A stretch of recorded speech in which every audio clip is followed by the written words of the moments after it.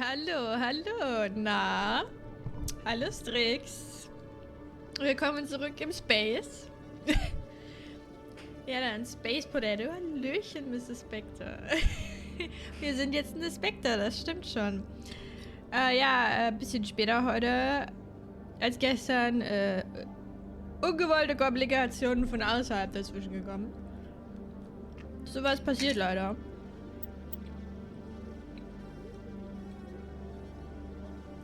Aber wir sind jetzt hier. Ich esse jetzt gerade nebenbei noch ein bisschen Mittagessen. Und wir schauen mal, wie weit wir heute kommen. Eigentlich wollte ich ja heute auch länger streamen. Weil wir gestern nach 3,5, 4 Stunden schon aufgehört haben. Aber durch dieses so spät anfangen wird es vielleicht nicht so viel länger. Müssen wir mal schauen. Aber morgen kann ich ja dann wieder normal um 9 anfangen, denke ich mal. So, auf jeden Fall hier sind wir. Ich habe schon... Nein, ich habe nicht vergessen, aber ich weiß immer noch nicht, wo wir hin müssen, genau.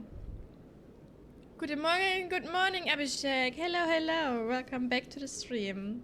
Hope you're having a nice day. Okay, the ambassador will provide you with a ship and a crew. Meet him at the Alliance docking bay, accessible through the central elevator in the Seas Academy. Oh, Alliance docking bay. Okay, da war ich ja völlig auf der falschen Pferde. Sind wir? Da haben wir das Problem, ich drücke die falschen Tasten. Diesmal Leertaste gedrückt halten muss zum Sprinten, finde ich immer noch super merkwürdig. Theoretisch hier lang, oder? To Presidium, das ist nicht korrekt. Der hier? Docking Bay, ja. Do you ever regret leaving Citadel Security to pursue Saren, Garrus? Fighting a rogue Spectre with countless lives at stake and no regulations to get in the way? I'd say that beats CSEC. I'm pleased that the imminent destruction of all organic life has improved your career opportunities.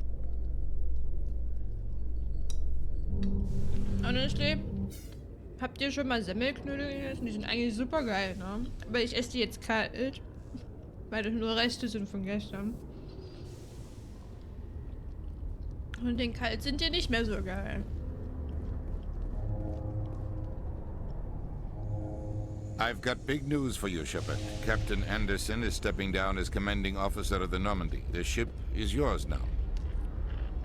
She's quick and quiet, and you know the crew. Perfect ship for a Spectre. Treat her well. Ja.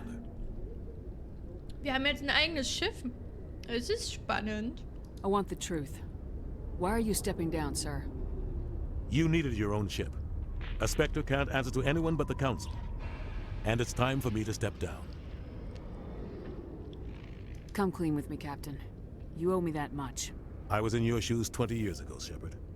They were considering me for the Spectres. What happened? I failed. I couldn't make the cut. It's not something I'm proud of. Ask me later and I'll tell you the whole story. For now, all you need to know is I was sent on a mission with Saren, and he made sure the Council rejected me. I had my shot. It came and went. Now you have a chance to make up for my mistakes. What kind of leads do we have? Saren's gone. Don't even try to find him. But we know what he's after. The conduit. He's got his Geth scouring the Traverse looking for clues. We had reports of Geth in the Pharaoh system shortly before our colony there dropped out of contact, and there have been sightings around Noveria. Find out what Saren was after on Pharaohs and Noveria. Maybe you can figure out where the conduit is before he does. The Reapers are the real threat. I'm with the Council on this one, Shepard. I'm not sure they even exist. But if they do exist, the conduit's the key to bringing them back. Stop Saren from getting the conduit, and we stop the Reapers from returning. Alright. I'll stop him.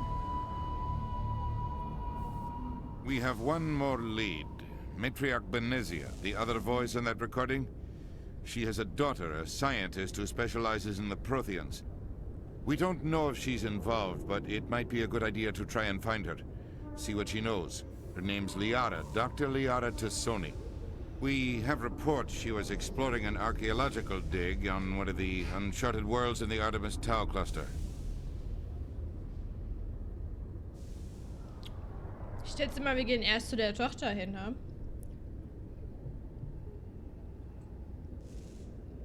Sounds like we should head for the Artemis Tau cluster. It's your decision, Commander. You're a Spectre now. You don't answer to us. But your actions still reflect on humanity as a whole. You make a mess and I get stuck cleaning it up. I'll do whatever it takes to stop Saren. Not exactly the answer I was looking for, Shepard. Remember, you were a human long before you were a Spectre. I have a meeting to get to. Captain Anderson can answer any questions you might have. Können wir den Captain nicht einfach mitnehmen, so? Als Yes, Commander. Crewmitglied?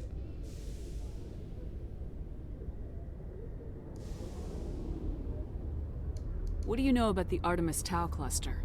Not much. I've never been there myself. A handful of systems with a few small, uncharted worlds, but no real colonies. Might not be easy finding Dr. Tassoni out there. My advice is to look for the world with the Prothean ruins. Any extra intel you can give me on our colony at Pharos? The entire planet used to be one giant Prothean city. Mostly ruins now.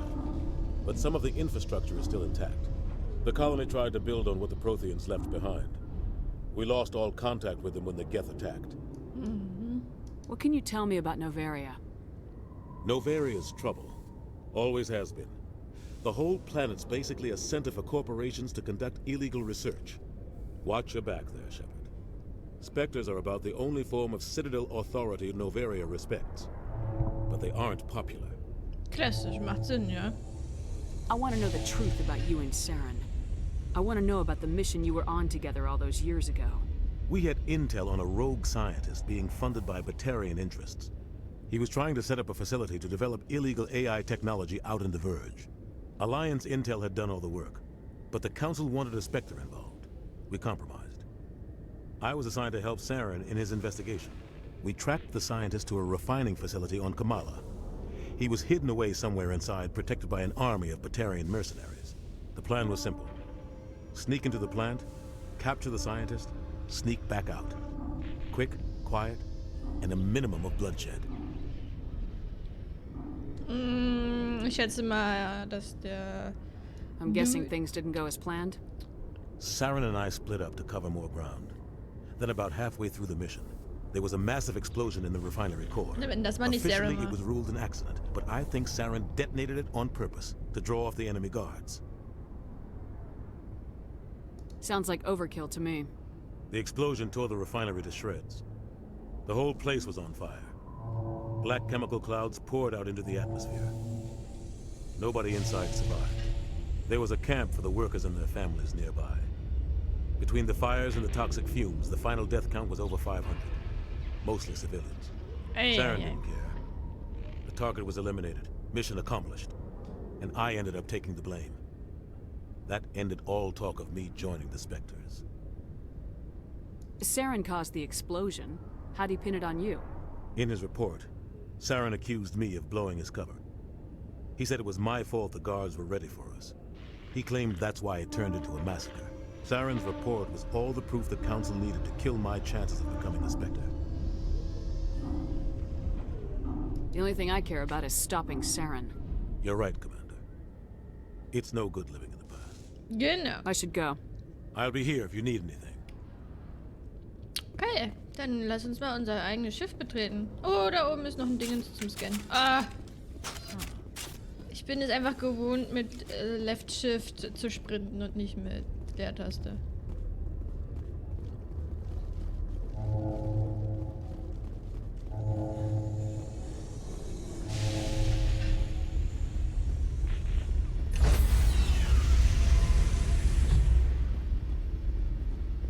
Stand by, shore party. Decontamination in progress. I heard what happened to Captain Anderson. Survives 100 battles and then gets taken down by backroom politics. Just watch your back, Commander. Things go bad on this mission, you're next on their chopping block. Ich mag keine Personen, die ihr eigenes Unvermögen anderen in die Schuhe schieben. Ja, der Typ ist ja sowieso anders. Also der war ja unsympathisch von Anfang an.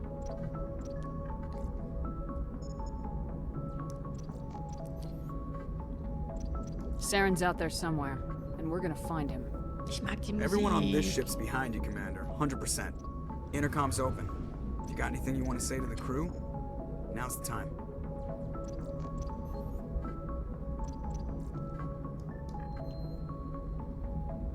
Crew, this is Commander Shepard. We have our orders. Find Saren before he finds the conduit.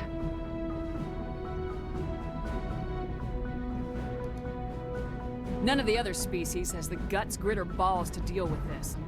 So it's up to us. We're the only ones who can stop Saren. I swear to you all, we will stop him. Well said, Commander. Captain will be proud. Fancy speeches won't stop Saren from finding the conduit. If we really want to make the captain proud, we better get this bird in the air. Yes, ma'am.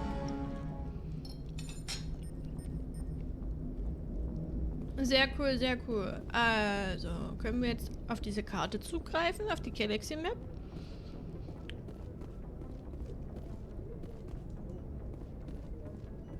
Noch nicht, ja? Ach ne, müssen wir uns hier hinstellen? Näher dran und so?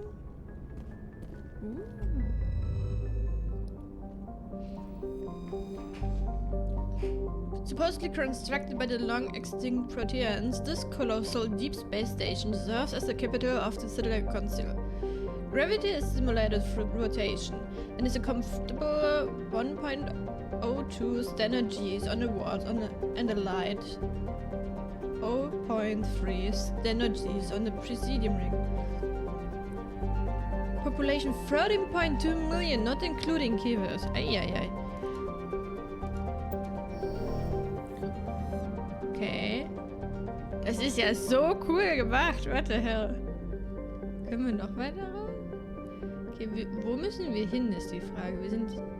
Aber wir haben wahrscheinlich noch genau gar nichts entdeckt. Es gibt hier nur die Zitadelle.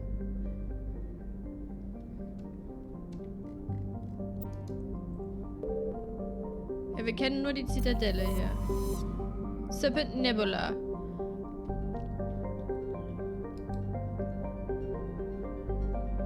Noch weiter raus. Oh, das ist so cool gemacht. Das ist so gut. Asteroid.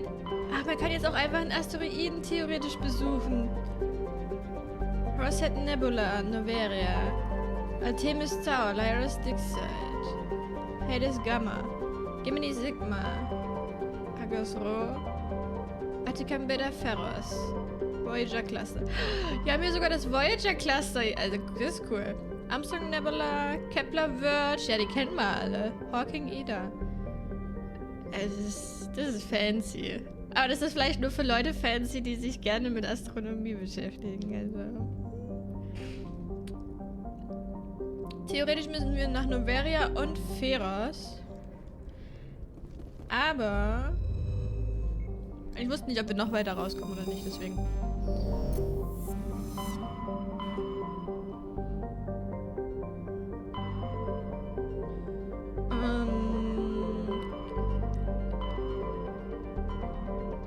Die Tochter war in dem Tau-Dingens. Im Artemis-Tau, genau. Und ganz zurück bist du eine Astronomie-Kartoffel. Rein zufällig. Alles rein zufällig. So, das ist klasse. Ich frage mich, warum uns der Asteroid hier so angezeigt wird. Wir gehen da zuerst hin, okay? Was haben wir hier drüben? Utopia. Utopia ist eine Lüge, das gibt's nicht. Utopia kann nicht existieren.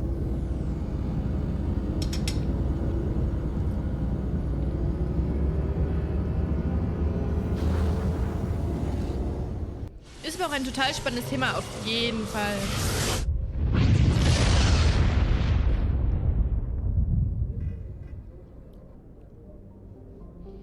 Okay, jetzt sind wir hier. Jetzt haben wir sogar Planeten. Terra Nova, Asteroid. Boah, ja, der Asteroid war uns ausgeschrieben, aus welchen Gründen auch immer. Tyr und Loki. Man kennt's, man kennt's. Wir gehen mal auf den Asteroid, weil der ausgeschrieben ist. Is a metallic asteroid originally located at the trailing light range point of the gas giant Bohr. With the increased development on Terra Nova, a new orbital port facility was necessary. Due to a shortage of funding, it was decided to mine out X57, using the recovered resources to finish out the interior for habitation. The asteroid was declared from birth orbit using fusion torches, allowing it to fall into the orbit of Terra Nova. Lesen ist manchmal so anstrengend. Recently, communications with the engineering team on X57 have been lost. Fusion torches have reignited and the asteroid is accelerating towards Terra Nova. Müssen wir mal schauen, woran das liegt. Okay, wen nehmen wir denn mit?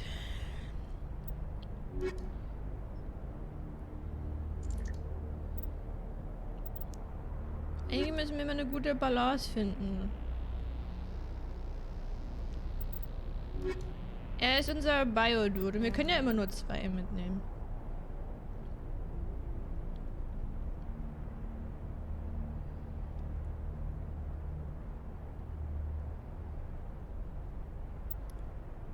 Sie ist nur Technik, das ist halt... Ich meine, wir können sie auf Bio noch machen, glaube ich, ne? Ich glaube, man konnte sie auch noch auf Biotech skillen.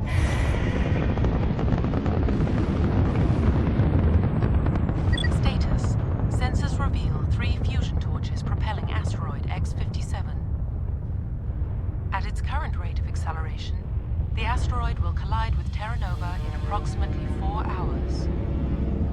Analysis. Torches must be disabled to cease the acceleration. Hello. I heard your transmission. Can you hear me? You haven't found me yet, but I can't talk long. Shut down the fusion torches. I'm going to die. God, I hope you're hearing this. Oh, wir haben einen Rover. Das ist ja geil. Hui. Okay, wir haben nur 4 Stunden. In welche Richtung müssen wir? Fusion Torch, Fusion Torch, Fusion Torch. Wir sind hier, weil da hinten ein Fragezeichen haben. Aber das ist auf jeden Fall erstmal die falsche Richtung.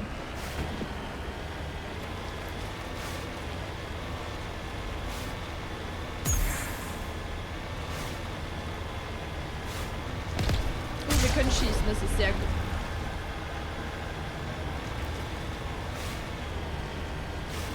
Headed in the right direction. I don't know who you are, but I'm damn. Go.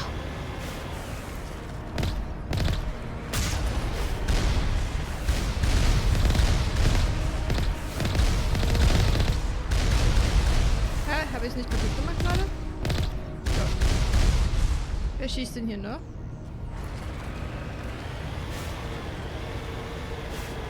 Okay. Ah, jetzt gehen die alle gleichzeitig runter.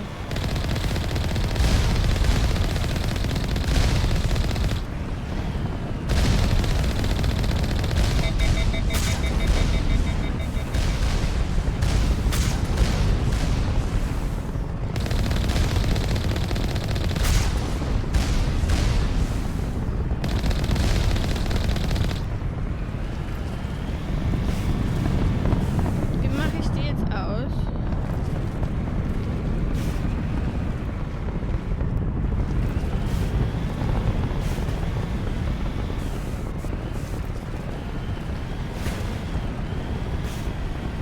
Erstmal muss ich wahrscheinlich dich noch kaputt machen.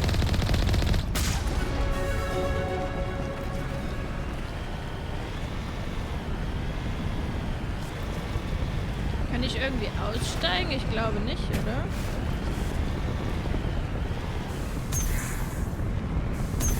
Wie komme ich denn hier raus?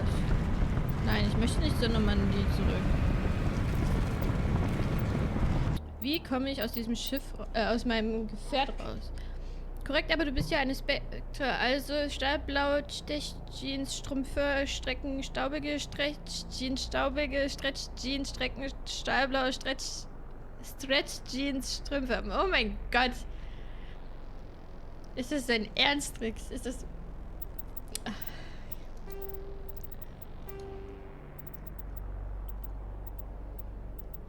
Shoot, aim, change, zoom level, melee, use fast, throw grenade.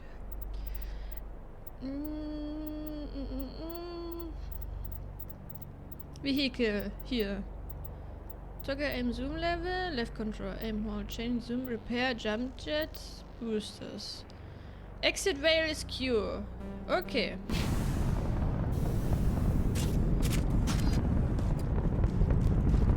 Ja, na klar. Du wunderst dich über deine schlechte Bezahlung, ey. Okay. Oh.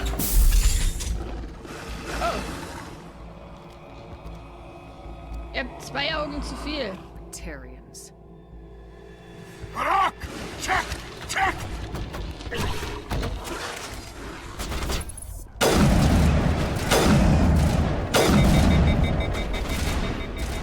Release the Baron!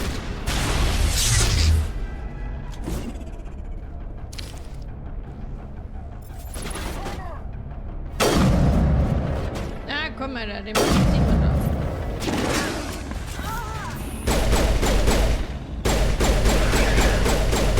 Als ob die schon tot ist. Die ist einfach tot. Warum bist du schon tot? Kann man die wieder beleben?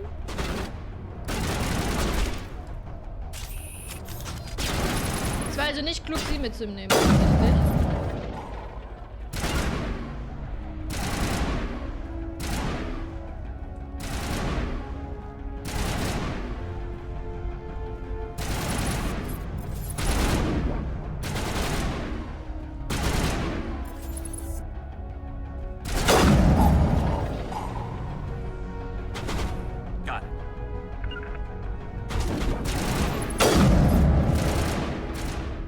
Als ob die jetzt einfach tot ist.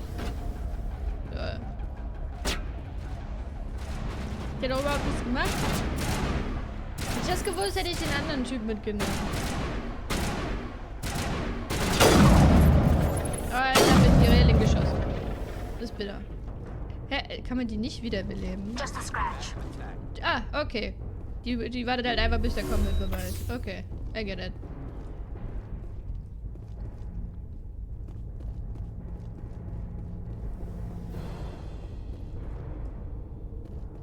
Ist jetzt nur die Frage, wo hier drinnen wir hin müssen.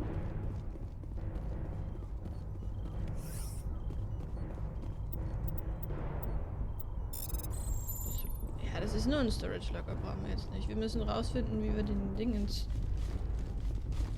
kaputt machen. Ging hier nicht irgendwo hoch? Ja.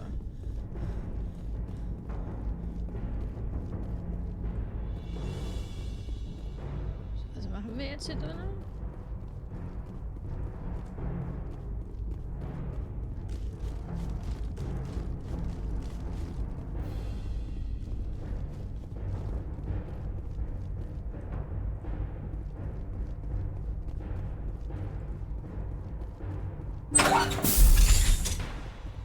Okay.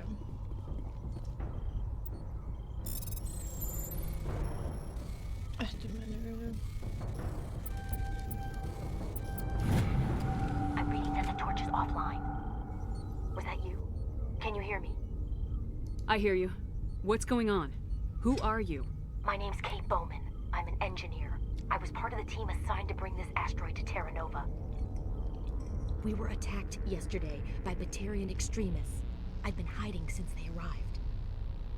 I think they know the torch went out. Stay put. I'll get those other torches offline as soon as I can. Thanks. I'll contact you when I can. Wir haben ja mal keine Zeit für größere Gespräche. Können wir hier einfach runterhüpfen? Ah ne, wir können ja nicht springen.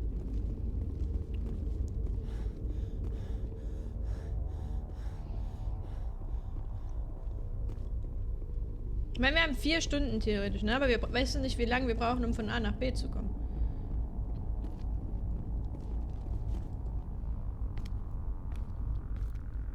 Hey. Oh God. I didn't mean to... Are you hurt? You can't go firing your weapon at everything that moves. What the hell's wrong with you? Sorry. I thought you were one of them. Leave the fighting to me from now on. Commander Shepard, Systems Alliance. Simon Atwell. I'm the chief engineer on this rock. Listen, we don't have much time. The Batarians fired up the fusion torches. You've got to shut them down before we hit Terra Nova. Das ist There mein are Ziel. 4 million people down there, Shepard. My family. They live in Aronis. My kids and grandkids. Nice communities, good schools. Batarians everywhere, and I need to shut down all 3 torches. Anything else I should know? One of the torches is surrounded by live blasting caps. We were set up to excavate when we arrived at Terra Nova. I rigged them with proximity detectors. That tank of yours will set them off, so you'll have to go in on foot. Even then, they'll explode if you get too close. Just go slow and easy. You should be fine. You set them up. Can you disable them? Not from here. No. There are manual controls by the entrance to the torch facility inside the blast zone. You can disarm the caps there. One last thing. I had a crew working off-site when the attack hit. I'm worried about them. These Batarians are ruthless. I saw them smash the faceplates of guys working vacuum. And those Varen, I don't think they always wait for a corpse before feeding. If I run into your people, I'll do what I can. But the torches have to come first. Yeah, you're right. Saving Terra Nova is more important than my team. There were a bunch of engineers over at the main facility, but they're probably all dead. That or being held hostage by the Batarians. Time's running short. I better get moving. I think I'll make myself scarce in case any Batarians come back. Good luck, Shepard. Es leidet mir tut, aber die Wahrheit ist, dass jetzt sein Team zu retten nicht die Prio ist. Weil wenn wir sein Team retten, sterben vielleicht trotzdem am Ende des Tages alle, weil der Asteroid weiter auf Terra Nova zuschnellt. Das Vehikel heißt Marco, okay. In welche Richtung müssen wir jetzt? Eiskalt Potato, nein, realistische Potato. Es bringt uns nichts, das Team zu retten, wenn wir am Ende trotzdem alle draufgehen, weißt du?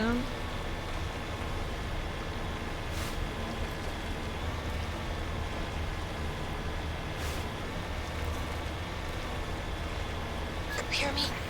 Getting all kinds of interference. Damn. Sorry. There's a lot of feedback. See if I can fix it. In the meantime, just keep doing...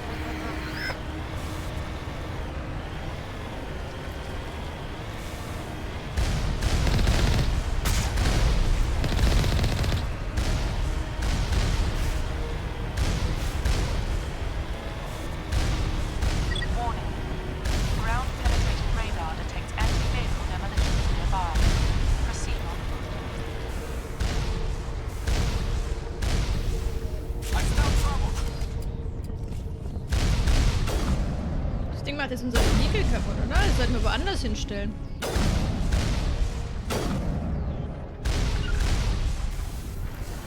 Stellen das mal außer Reichweite.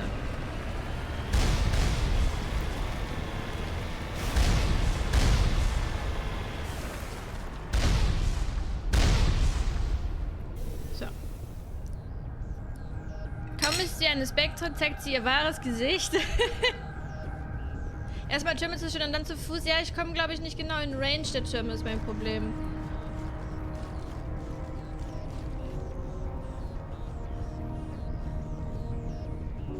Good to go.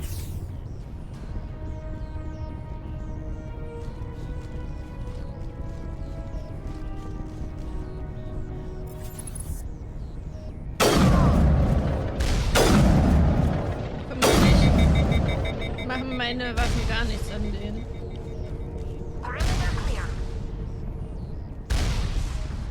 Aber die treffen uns nicht, weil die zu langsam schießen.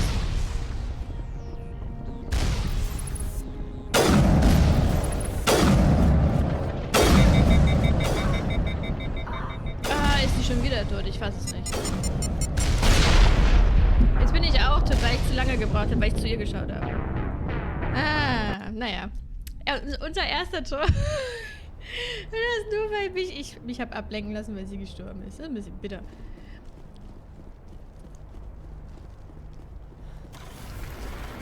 Auf.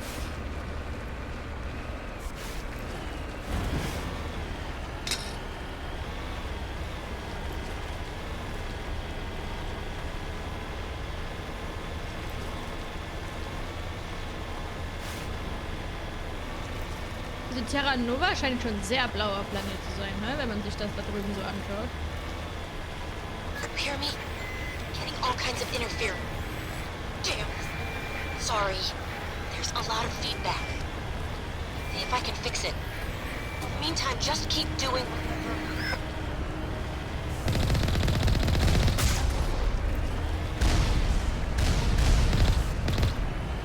Warning. Ground penetrating radar detects anti-vehicle demolitions nearby. Proceed on foot. Waren das alle Türme? Ich sehe es nicht genau.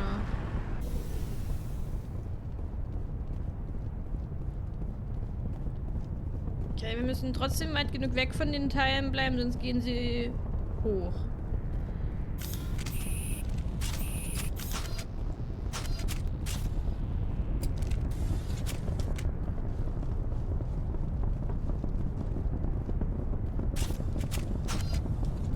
Ich habe jetzt nichts gedrückt, dass da automatisch die Waffen kamen, war jetzt nicht meine Schuld.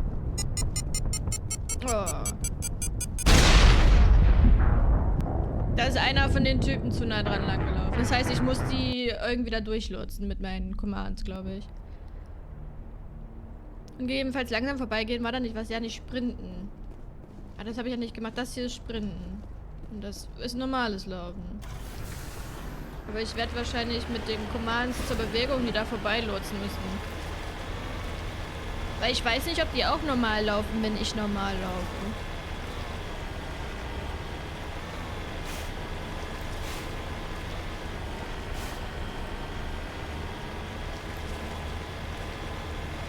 Hear me? Getting all kinds of interference. Damn. Sorry. There's a lot of feedback. See if I can fix it. Meantime, just keep doing...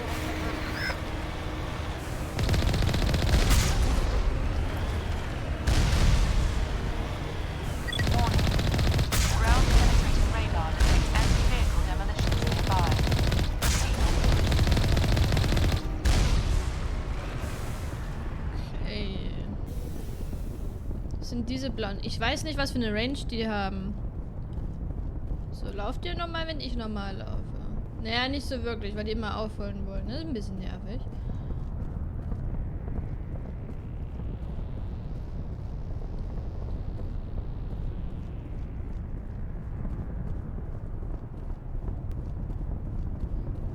Okay.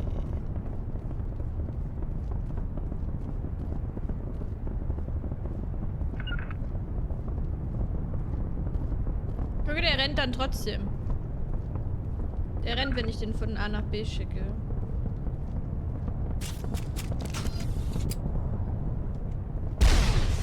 Hä? Auf wen oder was schießt du?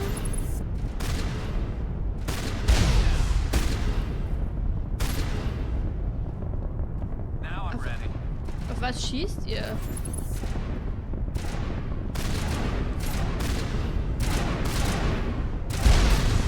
Ist gar nichts. Auf was wird hier geschossen?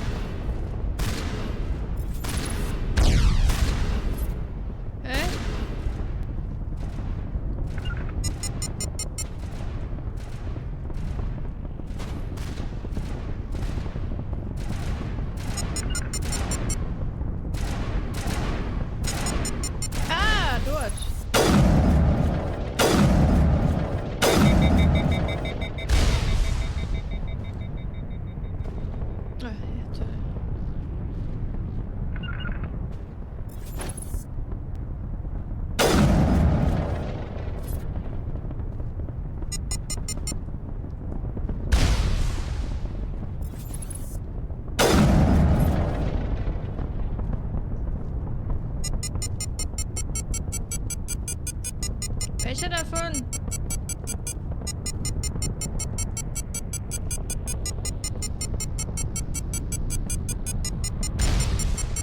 Oh, ich werde wahnsinnig. Ich weiß nicht, welcher von denen jetzt hochgehen will. Warum konnten die da durchlaufen, ohne das auszulösen und ich nicht?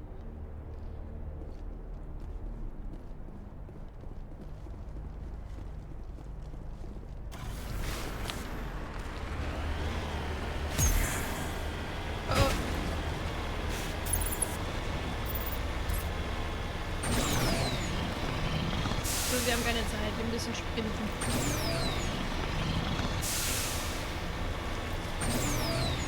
Hear me? Getting all kinds of interference. Damn. Sorry. There's a lot of feedback. See if I can fix it. In the meantime, just keep doing... Das war aber auch frech, ey. Die waren ewig nicht gerendert, die Leute, die da geschossen haben.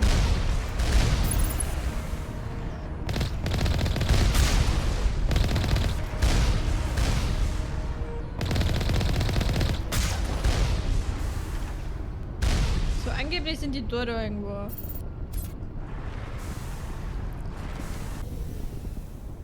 So, ja. Auf einmal.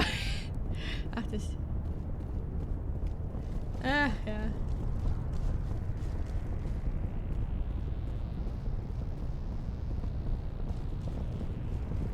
Also die müssen ja eine unglaublich weite Range haben zum Hochgehen. Weil ich aber ja, stand ja nun wirklich nicht daneben.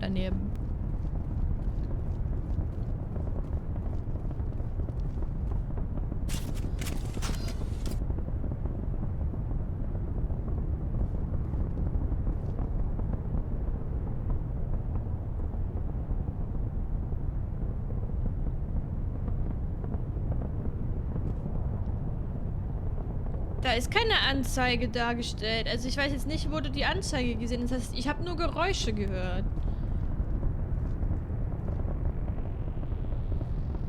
Und auf halbem Wege tauchen die Viecher auf. Ja, die sind aufgetaucht, nachdem wir hier reingegangen sind schon. Also hier ist nirgends eine Anzeige. Die Anzeige, die es gibt, ist der Ton. So, jetzt...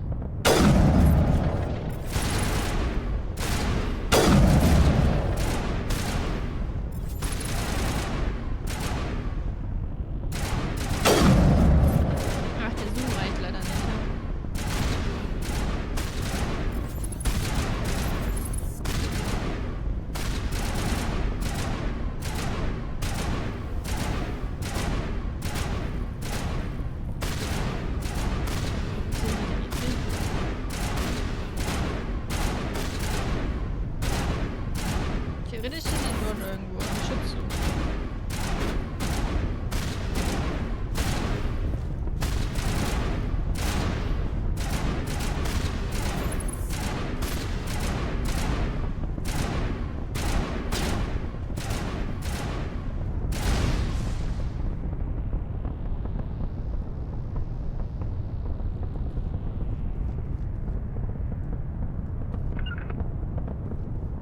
Müssen die mal rauslocken. Einer von euch muss sich mal opfern.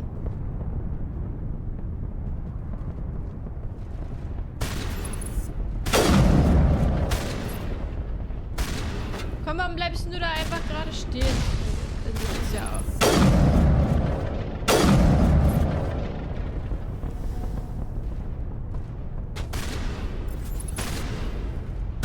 Sieht jemand den anderen Pixel? Da, glaube ich.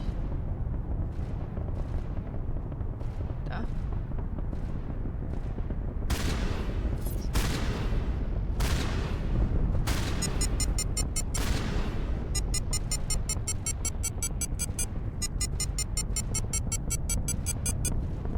Ich sehe aber auch nicht, von welchem ich zu nahe dran bin. Das ist das Problem.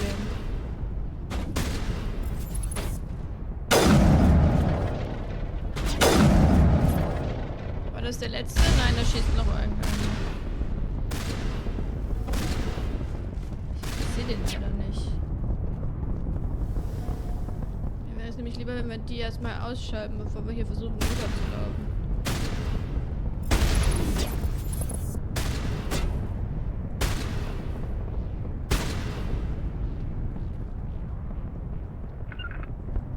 En route.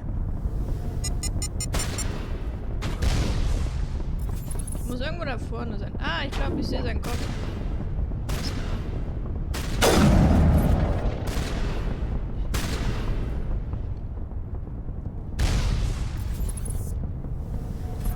Er ist weg.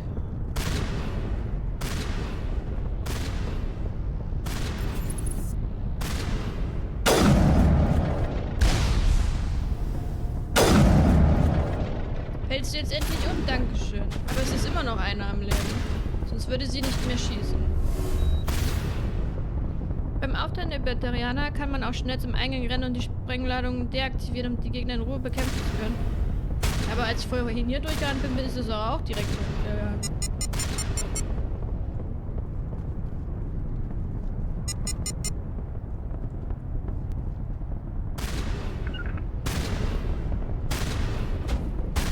Du willst nicht laufen. Da drüben hin. Schon frech, dass sie das gar nicht auslösen, oder? Nur ich. Also, scheinbar.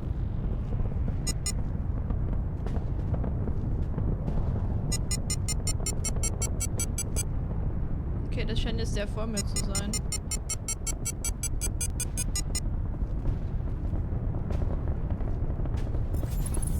Ich sehe den Schädel.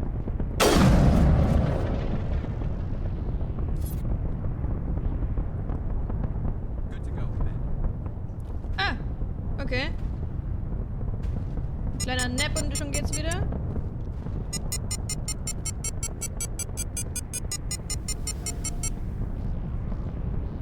Kann ich meine Waffe weglegen? Renne ich dann schneller, wenn ich die wegpack? Ich weiß es nicht. Okay, jetzt ist Ruhe, oder? Ihr geht beide dorthin. Oder auch nicht. Dann geht ihr halt nicht dorthin. Du dort, du dort. Okay, und dann einfach hier so quer, würde ich sagen.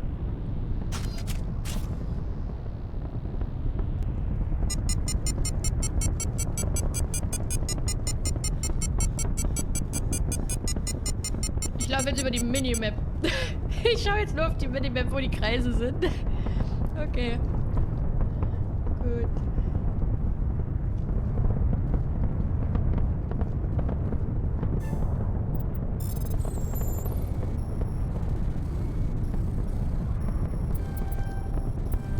Oh mein Gott. So. Also wenn hier hin, also dass die hier drin sind, macht halt gar keinen Sinn, weil wenn die Dinger scharf gestellt wurden von dem anderen Typen, der völlig woanders ist, wie sind denn die da durchgekommen?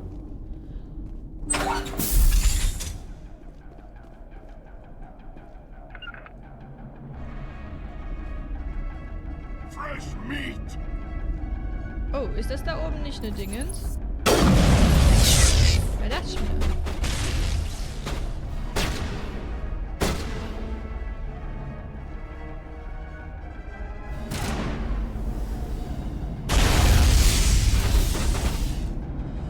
Okay, die nutzen wir hin.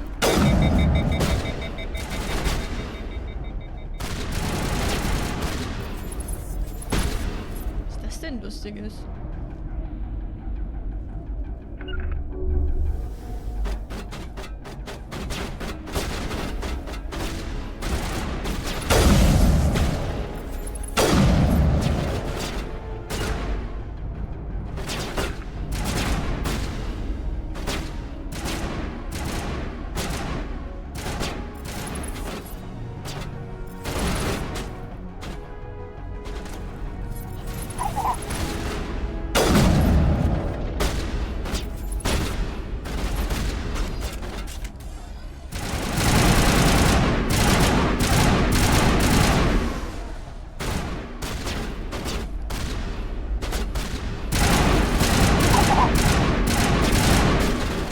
Waffenwechsel gemacht. Krass. Die machen auch Waffenwechsel. Hätte ich jetzt nicht erwartet.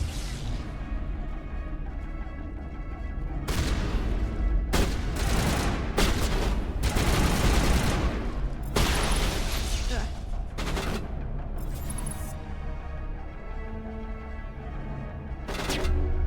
Warum stellst du dich jetzt hier in den Weg?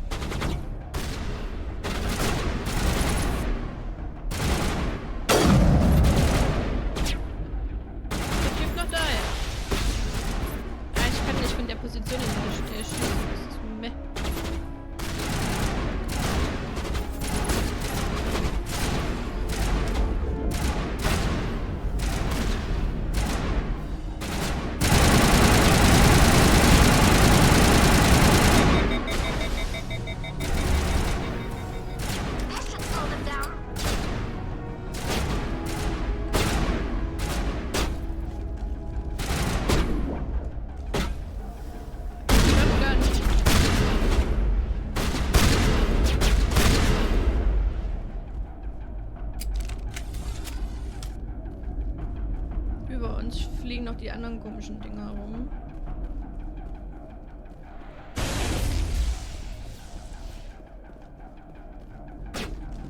On me!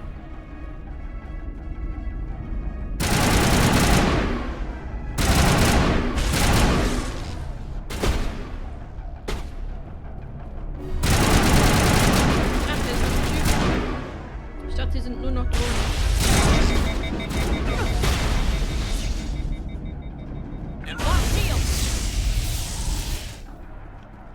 Wo ist er denn? Da. Wieso darf ich nicht mehr schießen? Achso, der hat meine Waffen overheated. Ist frei. Ist die jetzt permanent overheat? Nein. Think we're good, Commander. All patched up.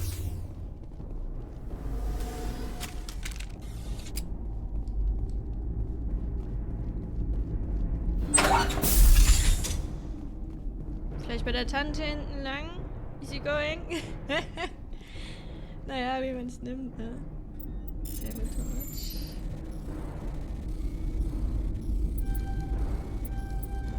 Are you there? You've got to hurry. You really pissed them off. Ach, haben wir das? Peter's Ist mir noch gar nicht aufgefallen. everywhere. I think he's going to blow this whole facility. Get away from there! Don't shoot, please! No!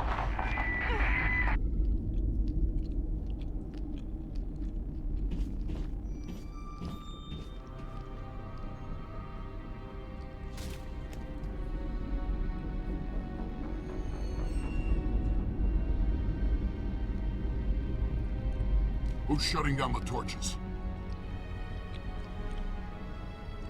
I won't ask you again.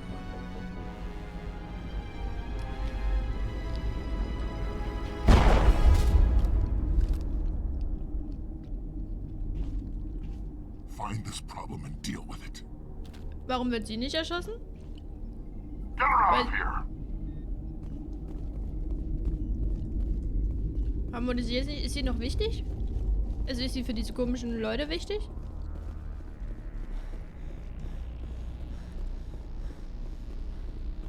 Wenn sie einfach Terra Nova hochjagen wollen mit dem Asteroiden, dann wäre es doch simpel, einfach alles umzubringen, was hier drauf ist, die Torches zu starten und abzuhauen, oder? Da hinten muss ich hin.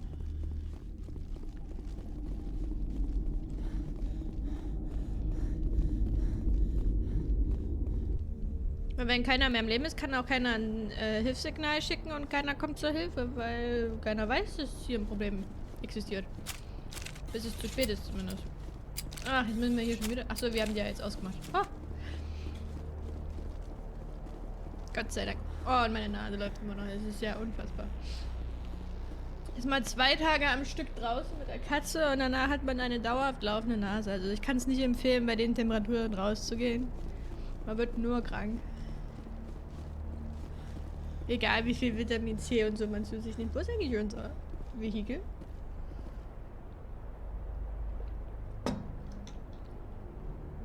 Weiß jemand, wo wir unser Auto abgestellt haben? Hier vorne irgendwo, oder? Ah, da.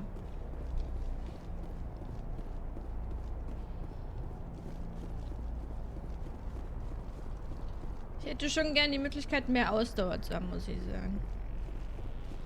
Weil dass du nur so 3 Zentimeter weit rennen kannst, macht halt gar keinen Sinn für den Soldaten.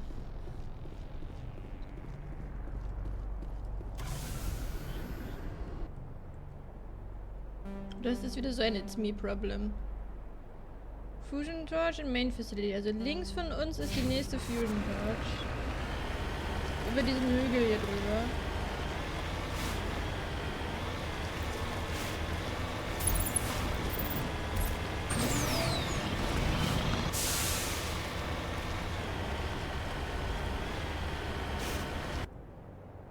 Jetzt hier einfach theoretisch geradeaus. Ich drücke immer die falschen Knöpfe.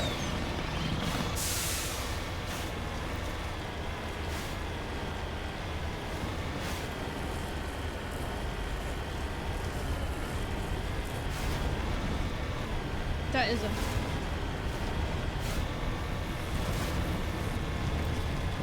Steht hier einfach die Frage, warum die Katzen vermutlich nicht erkältet sind, sondern nur du. Simba ist auch erkältet tatsächlich. Es bin nicht nur ich diesmal.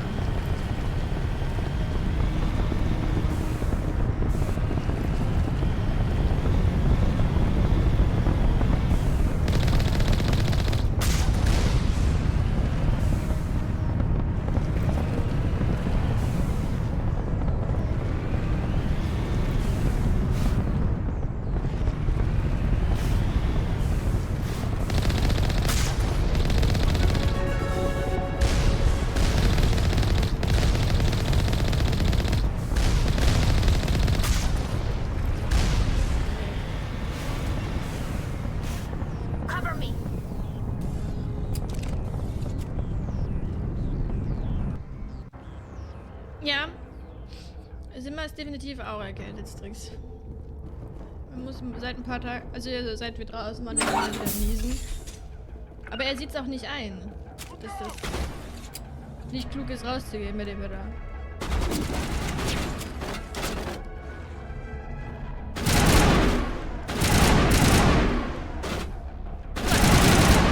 Ein heftiger Hund, ne?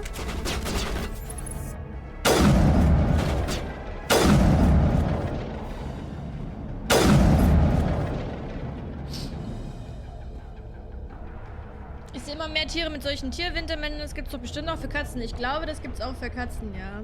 Vermutlich gibt es das auch für Katzen.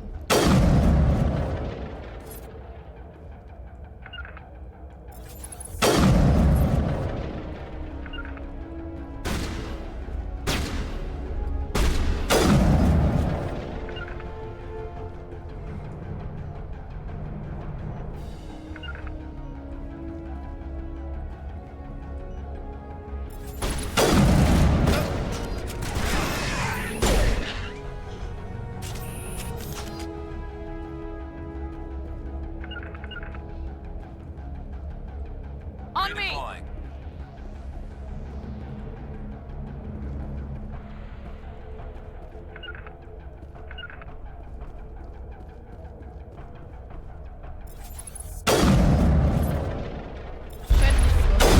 mein Gott, der hat eine Dingens.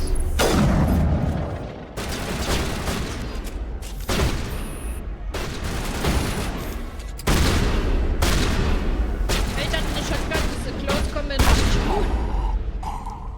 Habe ich das Konzept von einer Shotgun falsch verstanden? Negative contacts, Commander.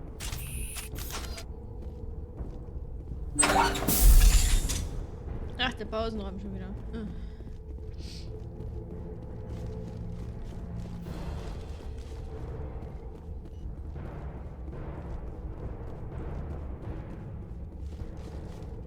Zimmer muss halt auch mal raus. Ja, natürlich, deswegen gehe ich ja mit ihm raus, obwohl das Wetter ist, wie es ist.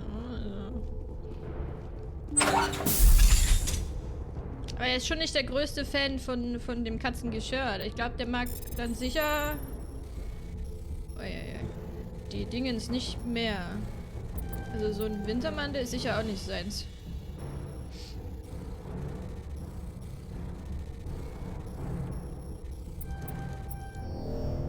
Okay, dann nicht. Ist, glaube ich, nur Loot. Wichtiger ist das Ding hier. Ups. Ich glaube, das sieht von der Steuerung einfacher aus, als es ist. Zumindest mit dem Maus ist es irgendwie merkwürdig.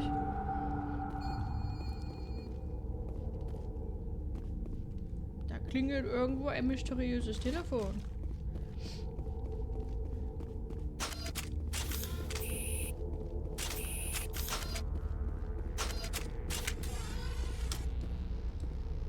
Hold it right there. This doesn't have to end in bloodshed. Ja, wo ist er denn? Ah, da.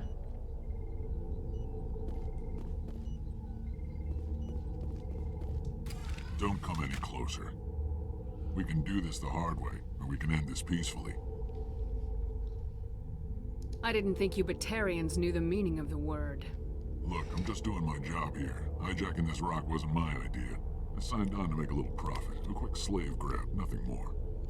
This isn't just a slave grab anymore. Millions of people are going to die. Don't you think I know that? I'm just following orders here. If it were up to me, we'd have already left. Well, it's not too late. You can still leave. I don't think so. Bollock would skin me alive and sell my hide out of spite. Crazy bastard. This whole mission's gone to hell and I'm gonna pay for it.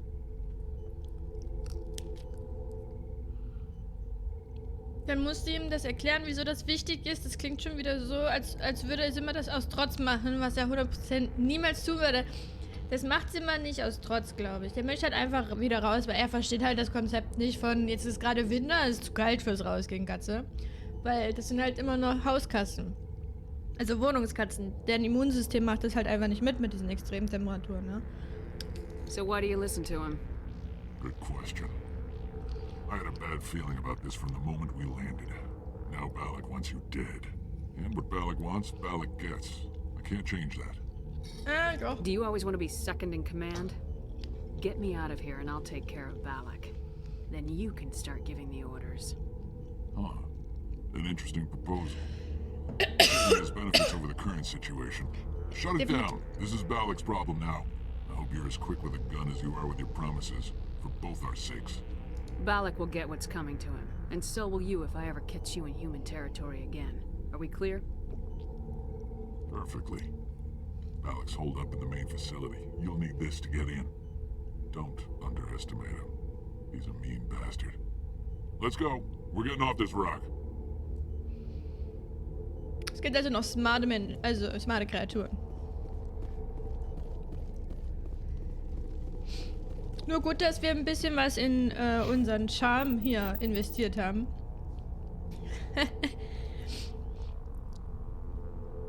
Human Spectre Training. Increase Health, increase Maximum Accuracy.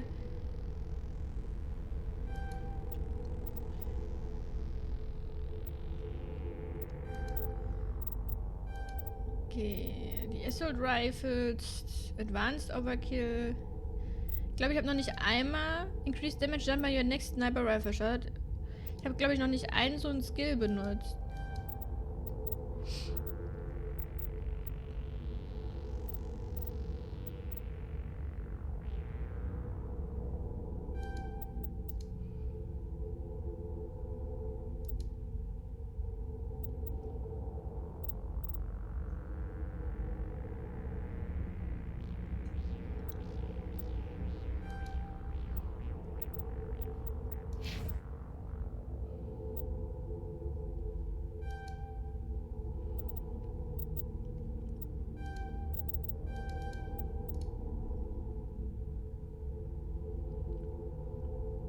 Was ist Damping? Increased explosion radius on your attack proximity mines shuts down enemy attack and bionic abilities. Okay.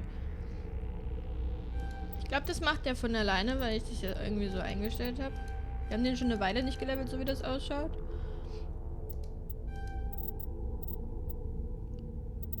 Bisschen mehr Rüstung kann er auch noch vertragen. Ah, wir konnten sie nicht auf Dingens machen. Konnten sie nicht zum Bio-Dingens.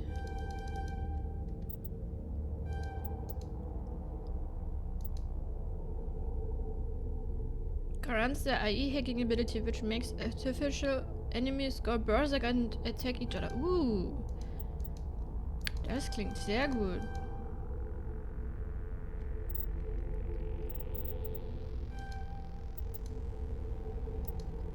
Increased Explosion, ja, das ist ja das, was der Dingens auch hat.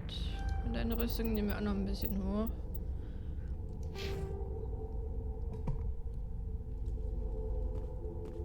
Es gibt sicher richtig so optimierte Builds, wie man jemanden skillt und sowas, aber ja. Da würdet ihr nicht hier zuschauen, wenn ihr das erwarten würdet.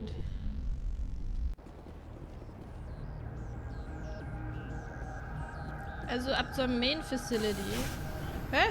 Warum sind die denn wieder da? Achso, okay, nee. Ich dachte ja schon, die geht jetzt wieder los. Okay. Wir haben hier, warum auch immer, noch einen ein Transmission Tower. Main Facility. Da müssen wir hin.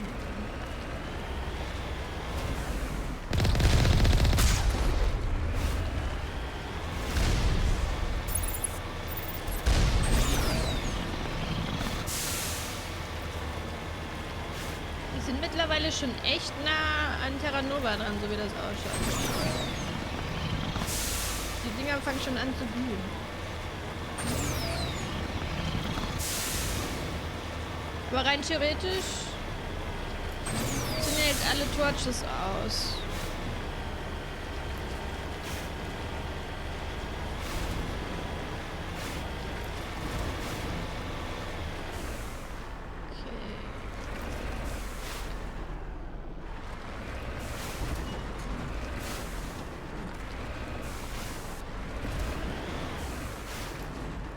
Geht die nicht runter? Doch.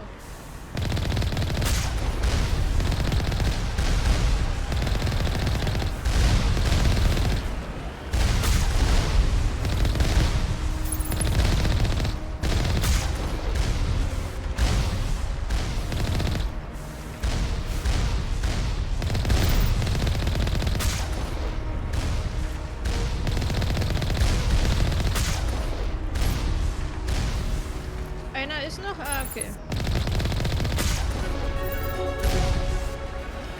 Cool. So, dann mal direkt das nächste Level ab.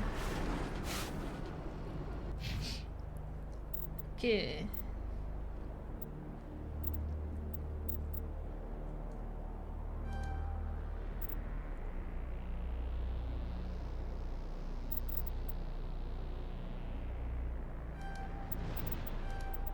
Was macht Fitness? Increase Health grants Immunity Ability. Sie mehr Leben ist sicher nicht verkehrt. Kriegst du auf jeden Fall auch mehr Rüstung. Brauchst du auf jeden Fall auch mehr Rüstung in deinem Leben. Vielleicht auch ein bisschen mehr Schaden mit einer Pistole, weil du scheinbar nur Pistolen benutzt.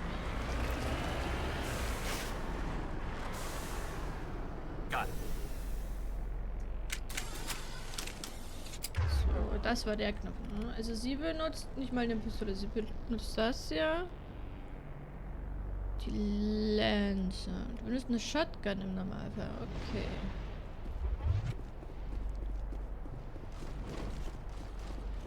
So. Speichern nur vorher. Damit wir nicht wieder den ganzen Weg hierher fahren müssen. Wenn wir kaputt gehen. Wahnsinn, was denn? Was ist denn Wahnsinn? Hallo? Ah, es hängt. Kann nicht viel machen. Ah, ah. Okay. Ah. Okay.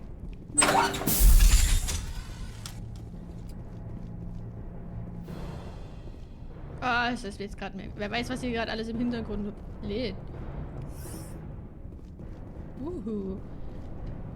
Wie das hier vorangeht? Naja, es könnte besser sein. Oh mein Gott, was ist denn jetzt dieses Gehagel? Was lädt denn hier bitte alles? Okay. Oh mein Gott. Das seht ihr auch, oder? Wie das hier so, wie ich hier so... Oh mein Gott. Fresh meat.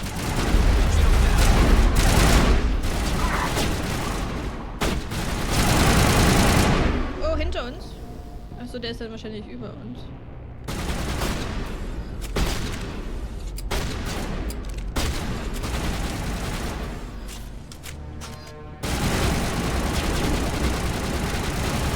Ja, da verschwendest du gerade ein bisschen den Schuss.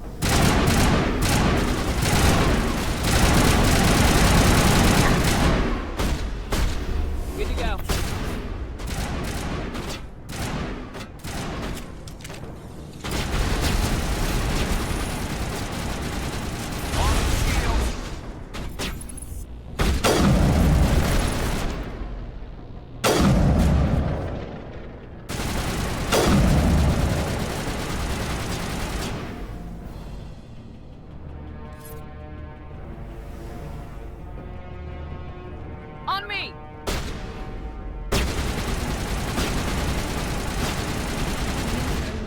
Ey, wie viel Zeug ihr aufgebrettert?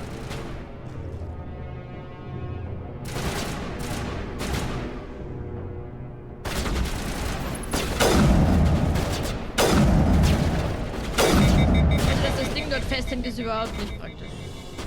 Just saying. Da unten.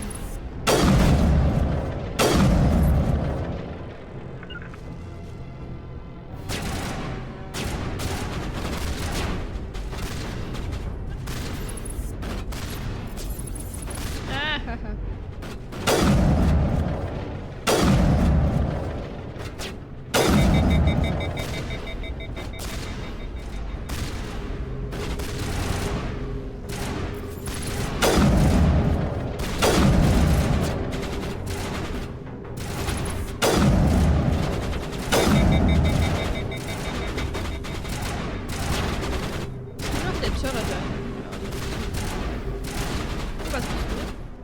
Das ist ja interessant.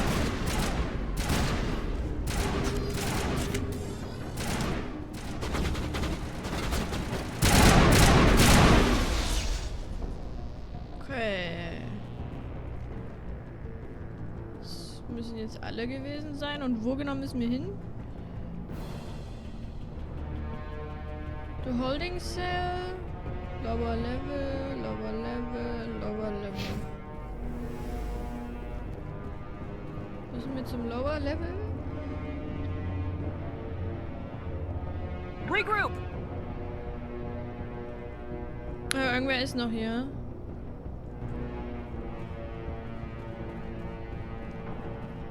Da drin. Hallo, na?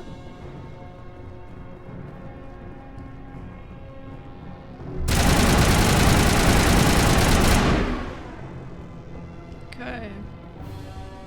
Ja, hinter uns ist auch irgendwas. Wo?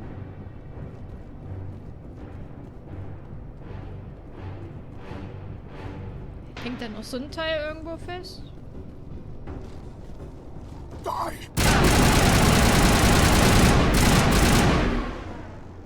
Ist hier noch was Interessantes drin? You humans.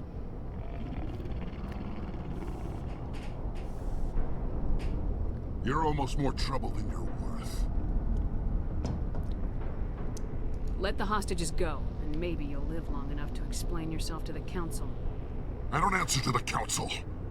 Or to you. I'm leaving this asteroid. If you try to stop me, I'll detonate these charges, and your helper and her friends are all going to die.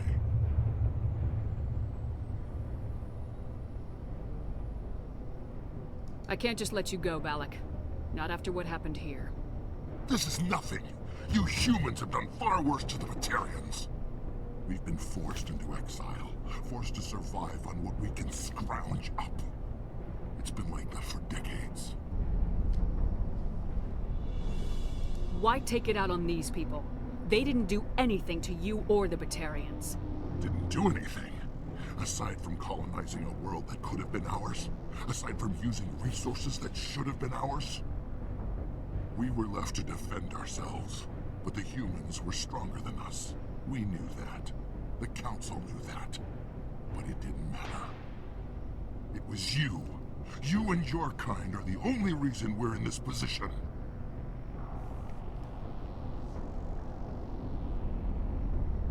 How does killing innocent people make up for that? We had no other options. Sometimes you need to get someone's attention before they'll listen. Is that what Elysium was? A way to get our attention? Well, you got it. And when we responded, you ran like cowards. Now you want to start it all over again. Enough! You couldn't possibly understand. Actually, you just don't want to understand, and I'm done wasting my breath. Now, if you want your friends to live, I suggest you step aside. Wie machen wir das jetzt?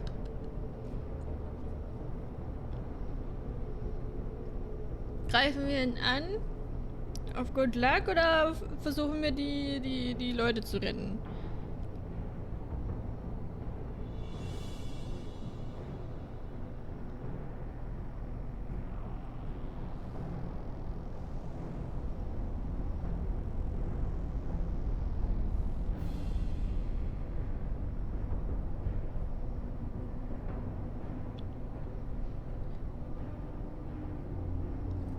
Ich würde ihm schon gerne auf die Mütze hauen, aber dann bin ich wieder die Böse.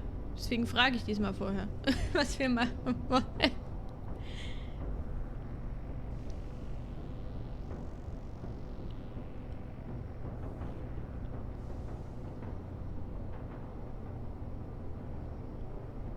Schwierig, vielleicht erstmal nachgeben. Wollen wir? Ach, ja, okay, wir versuchen meinen. Man sieht sich immer zweimal, da bin ich mir nicht so sicher. You can go. But this isn't over. I'll find you eventually. Maybe. But I made sure you won't follow me today. Those charges are still on a timer. Better hurry if you want to save your friends. Clear. Wir haben 3 Minuten. Und ich kann mich hier nicht mal orientieren. Shit, ey. Ah, und geschossen wird auch noch auf uns. Das hilft ja auch. Ist das einer hier drin? Warum ist hier das Ausrufezeichen? Und wir werden so alle sterben und dann haben wir den Typ nicht mal mitgenommen. Ah, die Dinger sind das. Habe ich doch vorher eingesehen.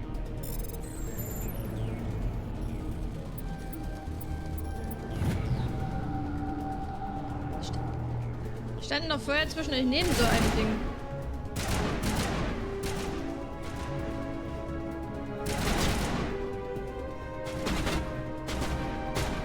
Da unten ist einer.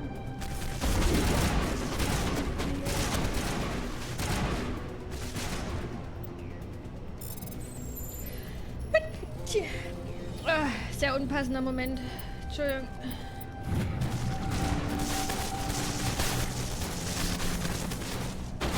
Shields down.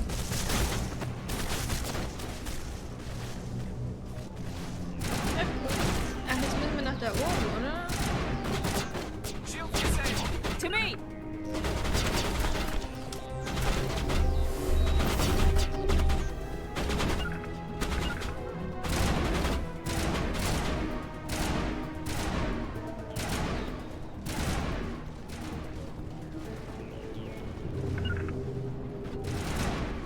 Der drin sein, genau. Die sind wir vorhin vorbeigelaufen.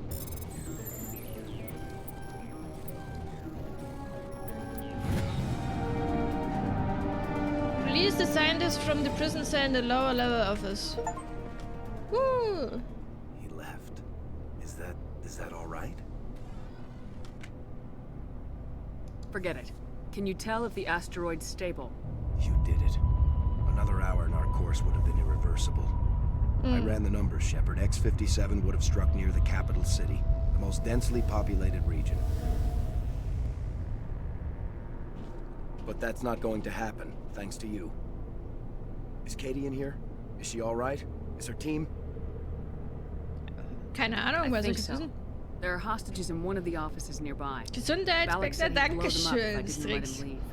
You let him go to save them? Is that... Will you get in trouble for that? I mean, he could do the same thing somewhere else, couldn't he?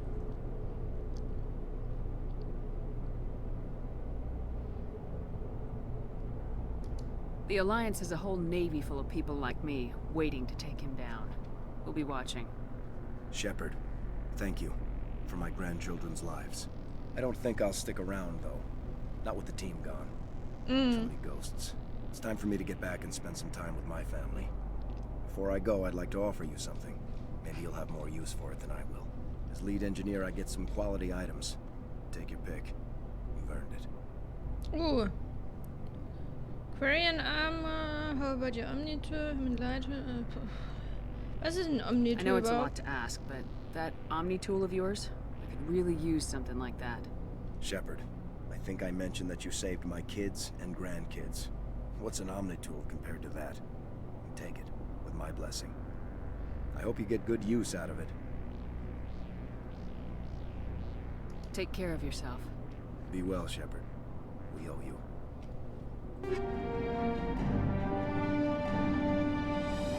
Ich nehme das mal, weil ich keine Ahnung habe, was das macht. Oha, jetzt habe ich einfach 3 Erfolge auf einmal bekommen, die sich alle überlappen. Das macht die Anzeige kaputt. Armor-Upgrades. Warte, ist mein Inventar so voll? Nee. Okay. Wir haben Rüstung, die wir immer noch nicht tragen können. Warum können wir die eigentlich nicht tragen? Das verstehe ich nicht ganz.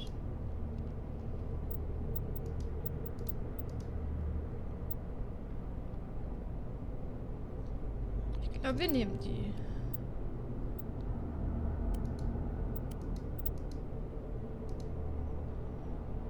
Ich meine, die ist nicht mehr ganz so akkurat wie die andere, aber auch nicht so viel schlechter und es gibt keinen Grund, sie nicht zu nehmen, würde ich sagen. Guck mal, der kriegt auch eine bessere. Aber die ist genau die gleiche, oder? Ja.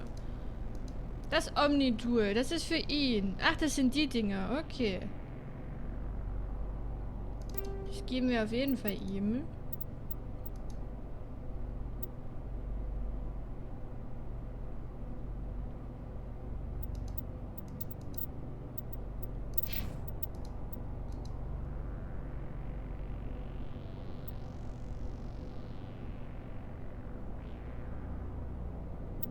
Haben die das, weil das so eine Hacker-Leute sind? Vermutlich. Okay, dann haben wir erstmal nichts, was wir denen weiterhin geben können. Guten Tag. I can't believe you let Balak go. To save us. I half expected you to just let us die. Sacrifice the few for the many. Der Chat hat dagegen entschieden, die sind ein bisschen netter als ich. Then I'd be no better than the Batarians. Besides, Balak won't get away with this. I know who he is now. He can't run forever. You sound like my brother. He was always so stubborn, but always willing to do the right thing. Ich hätte bestimmt wieder Renegade Points gesammelt, wenn ich jetzt nicht auf Strix gehört hätte. I wish I could have saved him too. It's not your fault. You did what you could. At least Aaron died in a place he loved. He was the one who convinced me to join the team here. Said it would be an adventure. War keine verkehrte Einstellung. I don't mean to sound ungrateful, but I should see to Aaron. I understand. You've been through enough today. I'll get out of your way. Thank you. I don't even know your name. Commander Shepard, with Special Tactics and Reconnaissance. Thank you, Commander Shepard. You're not exactly what I expected, but thank you. Ich hab dich von der dunklen Seite bewahrt. Dieses eine Mal hast du die dunkle Seite von mir abgewandt. So long, Kate. I appreciate that, Commander. Goodbye. War das bei U, wo man gesehen hat? Ja, aber hier, ich habe immer noch ein paar Renegade Points. Obwohl das Paragon dadurch jetzt gerade extremst gestiegen ist. Aber noch ist die dunkle Seite mich nicht ganz los, Tricks. Jetzt müssen wir nur rausfinden, wie wir hier wieder rauskommen. Medical Bay, da wollen wir nicht hin. Upper Level.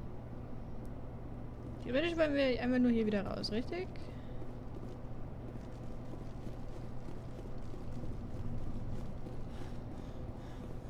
Also diese nicht vorhandene Ausdauer werde ich niemals nachvollziehen können.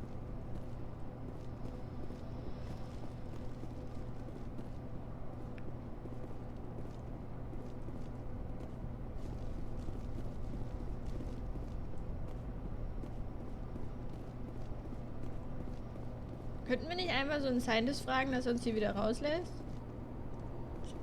Plasma Containment Cell? Ja, nee. Wo ist die Tür nach draußen? Genau, die sind ist immer so garbage. Das ist einfach traurig. Müssen wir hier lang? Nee. Das ist noch schwieriger. Ich glaube, hier sind wir noch falscher als vorher. Ah, doch. Cool.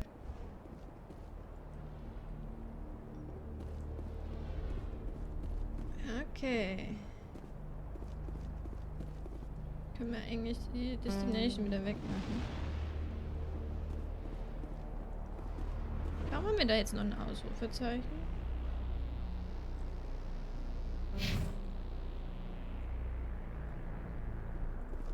Ich meine, wir könnten jetzt nochmal den ganzen Weg zurückfahren.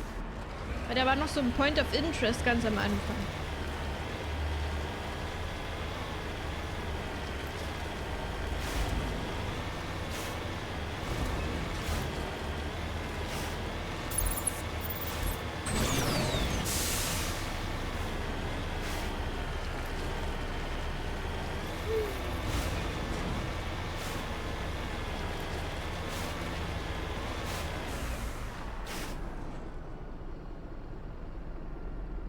Ist das Dreck auf meinem Bildschirm oder ist das da hinten tatsächlich irgendwas Verwischtes? Ne, auf dem OBS-Bild sieht man es auch. Das ist nicht mein Bildschirm. Das ist der Transmission Tower, genau. Aber da wollen wir ja eigentlich nicht hin. Weil hier war doch noch so ein Fragezeichen. Da wo unser Spawnpunkt war.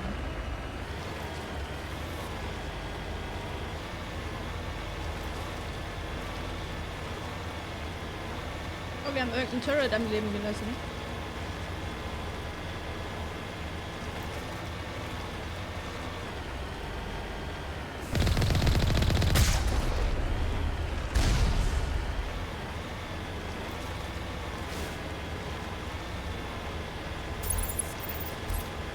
Tut mir so leid, dass ich immer die falschen Knöpfe drücke. Da ist das Fragezeichen.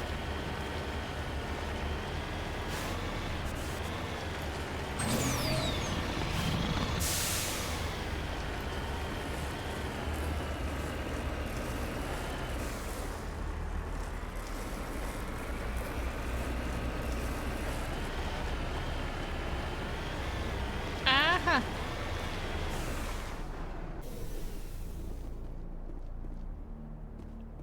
Warum steht ja ein verlassenes Vehikel?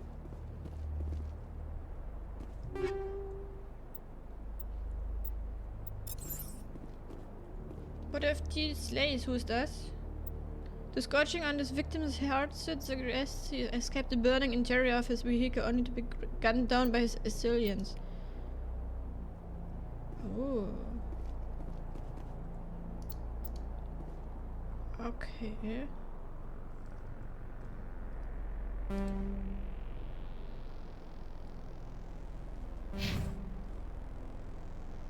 Dann können wir jetzt... Welcher Buchstabe war denn das, damit wir hier wieder gehen können? So muss ich da wieder in das Fahrzeug zurück?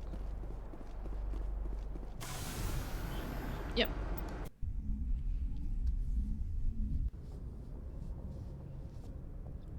Okay. Könnten wir mal schauen, ob der Dingens was zu sagen hat zu unserem kleinen Adventure.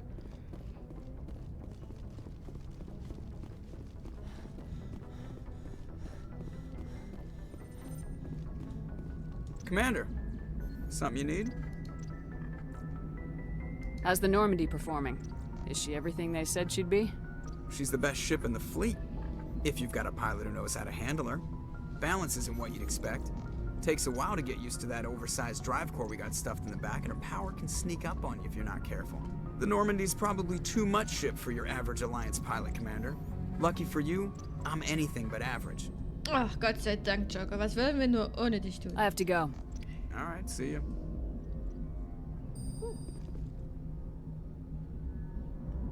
Ach, da ist gar nichts, was wir machen konnten. Das hat uns nur Erfahrungspunkte gegeben. Schade. Wo geht's hier hin? Nirgendwo.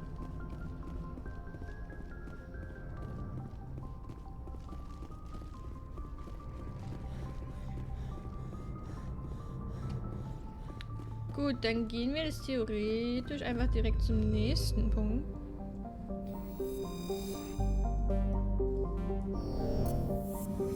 Das ist eigentlich echt cool, weil wir könnten jetzt statt der Quest zu folgen hier einfach jeden Planeten einmal ansteuern.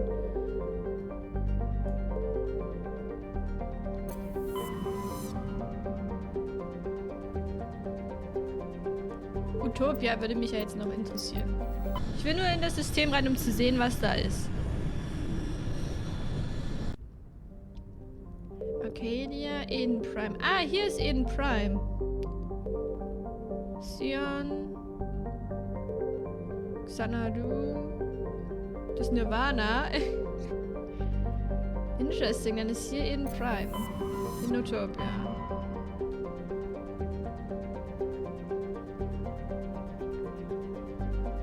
Gut, Noveria war ja so schwierig unterwegs. Ferros haben sie den Kontakt verloren und hier ist die Tochter von der Dingens. Sparta, Mazedon, Athens, Knossos. Wir wissen nicht, wo dort sie ist. Mazedon. Wir fangen mal bei Athens an.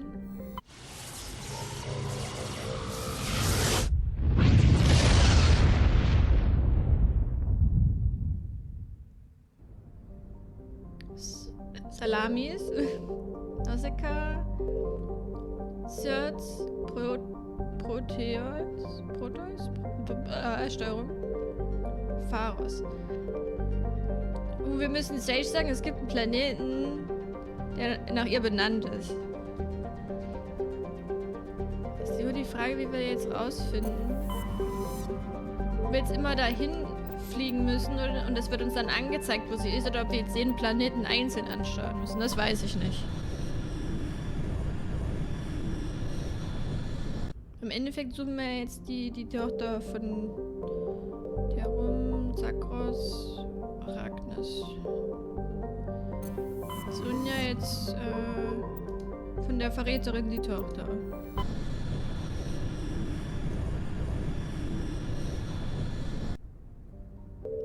Tamania, Altair, Edolus und Damalka und Alsages.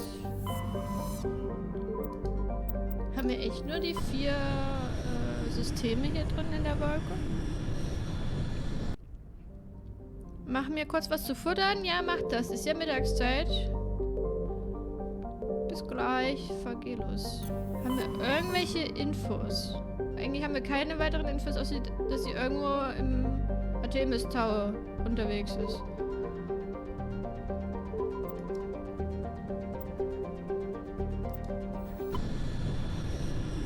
Das heißt, wir gehen zuerst auf Search. Oder Search, ja.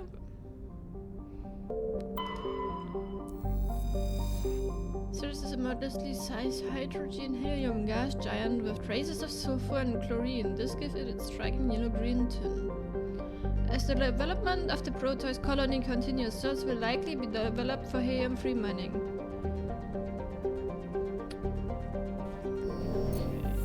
Wir können da drauf nicht landen. Like the Hana homeworld, Proteus has more than 90% oceanic cover. The incredible heat thrown off from Athens raises global humidity to 100%, creates constant cloud cover, and powers colossal typhoons that rage across the surface year-round. Hot, humid, and storm-wrecked. Proteus' rare combination of oxygen, nitrogen, atmosphere, and carbon-based biosphere nevertheless recommended for colonization. A pilot program is studying the possibility of colonies below the ocean surface, safe from the worst effects of the weather. Population gibt es Itak. Das sind tatsächlich Leute auf diesem Planeten.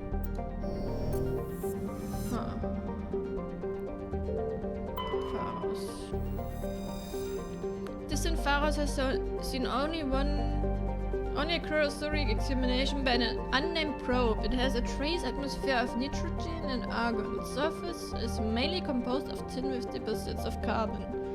Deeper craters have been partly filled by ice, suggesting there may be a significant amount of water locked up beneath its frozen surface. A large ice-bright crater in the southern hemisphere makes the planet visible from the inner system, leading to the planet's name. Da lebt keiner, das macht Sinn. Der dürfte aber relativ hot sein. The geological properties of Salamis have been scanned from orbit, but little else is known about it. Due to its thick carbon dioxide atmosphere and proximity to the energetic star Athens, the equatorial daytime temperatures have been known to turn the surface molten. The crust is composed of iron with deposits of platinum group metals. Also im Endeffekt wird sie wahrscheinlich auch nur auf dem Planeten sein, wo Population ist, oder? Traces of sodium in the atmosphere give Nausicaa its overall dark grey color, but it is otherwise a typical hydrogen-helium gas giant. An abundance of water vapor in the upper atmosphere account for its white clouds. Okay, das heißt, Proteus war der, wo Leute leben, richtig? Genau. Gas deposits surveyed. Proteus has a large amount of free oxygen.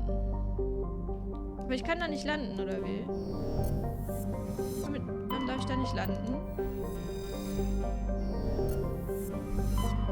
Ich dachte, wir suchen die... Warum dürfen wir da nicht landen? Da war noch ein Kapitel.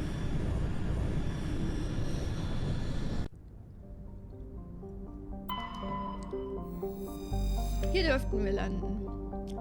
Warning 11 Pressure Hazer. Sharilla has a very dense atmosphere of ammonia and oxygen. Its temperate surface is mainly composed of aluminium with deposits of sulfur. Convoyeurs in the system have recently logged a number of unregistered vessels operating nearby. Suspicious! Sharilla has an extensive silicon-based oxygen-breathing ecology. Heavily populated areas are covered with fine silica dust, the respiratory byproduct of the world's higher animal forms. High-speed surface winds, often laden with abrasive silica dust, present a hazard. In areas where their wind deposits a great deal of silica, footing can be treacherous. EVAs are discouraged. Daylight, period, atmospheric pressure. Hier dürfte ich landen, das verstehe ich jetzt zum Beispiel nicht.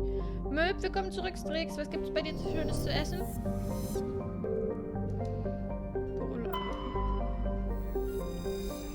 Den können wir uns auch noch wieder surveyen. Porolan is an enormous terrestrial planet, half again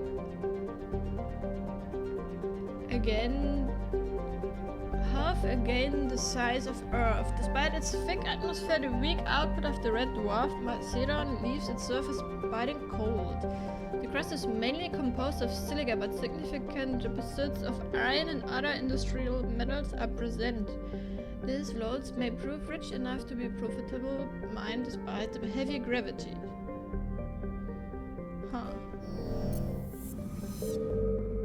Weg. Ich meine, auf dem wird keiner sein. Salami-Brötchen, ja, schön was Simples. Auch in Ordnung. Hier können wir nicht mal surveyen. Padavik is the second of the Macedonian system giant terrestrial planets, and by far the more interesting. Most of the surface is covered by a vast sea of liquid ammonia, in which a unique aquatic ammonia-based biosphere has developed. While the frozen continents are largely bereft of life, a rich bounty of complex organisms, many larger than a human, flourish in the chilly, toxic seas.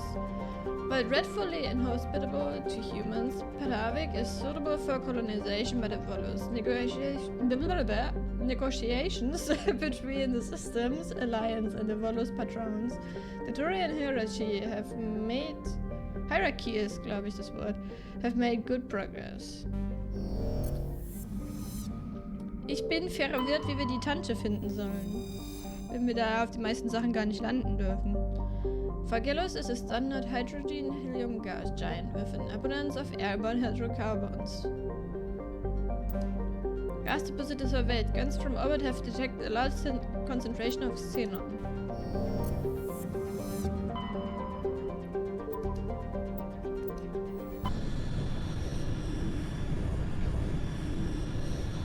Also wenn das jemand weiß, wie, wo, was, gerne sagen. Damit wir hier weiterkommen. Altair is an unusually large terrestrial world with a trace atmosphere of methane and ammonia. The surface is frozen and mainly composed of sandstone and other sedimentary deposits of iron and chlorides. Ja bitte, Odi.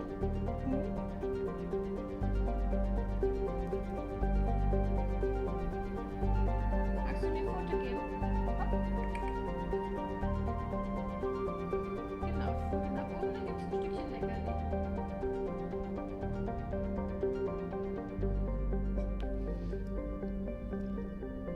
Judging by the sedimentary composition of the crust, it appears that Altair once possessed an atmospheric thick enough to support some form of liquid. What cataclysm stripped the atmosphere and left the planet to freeze is not currently known. Commander, I'm picking up a signal from the planet's surface. It looks like an automated distress beacon. Oh. That's random. Idylus is a terrestrial planet with an atmosphere of carbon dioxide and nitrogen. Idylus' surface is covered by wide deserts of silicate sand with only a few areas of igneous rock islands that break the abrasive, dust-choked wind. Idylus' orbit is congested with debris thrown inwards by the gravity of the gas giant under Malacca. Due to a high rate of meteor impacts, exploration is highly dangerous. Ich schätze mal, weil da ein Distress Call war, gehen wir runter. Vielleicht ist das der. Okay, wir nehmen sie nicht nochmal mit. Auch wenn sie jetzt gelevelt ist.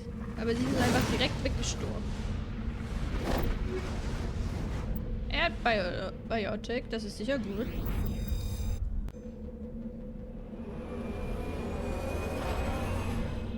Ja, guck, da fallen runter.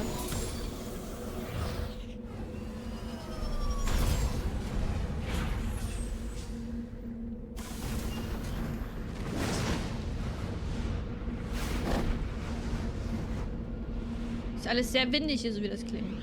Okay, also wir haben hier das Distress Signal, ein bisschen Debris und eine Anomalie haben wir hier auch. Gehen auf jeden Fall zu dem Distress Signal und ich glaube, wir müssen den Typen noch leveln, genau. Okay, der kann warpen. Inflicts 6 damage to the target every second and lowers the target's damage protection by 50%. Barrier ist auch nochmal gut. Krogan Battlemaster. Rex is one of the last true Krogan Battlemasters, as they are a dying breed for which the rest of the galaxy is grateful. Health regeneration, physics resistance, melee damage. Combat Armor ist auch immer wichtig. Scheinbar benutzt er eine Assault Rifle.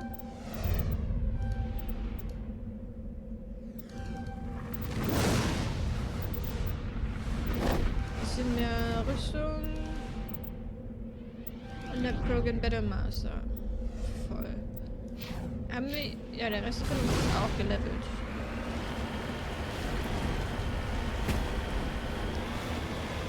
Okay.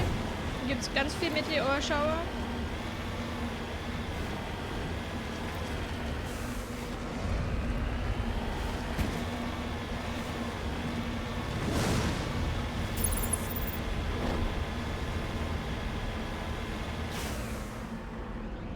Oh, die Person existiert nicht mehr.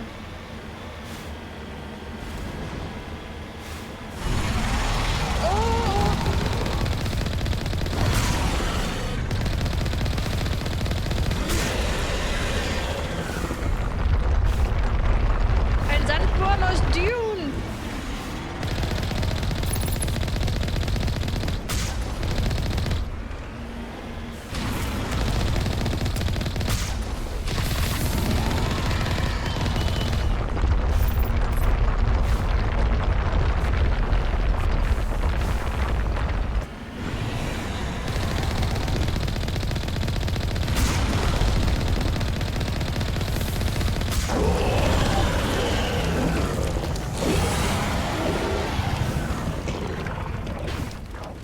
Uns richtig viel Geld und XP gegeben. Oder ein Yunundu aus Guild Wars. Aber das muss dann Guild Wars 1 sein, oder? Also das sagt mir jetzt gerade nichts.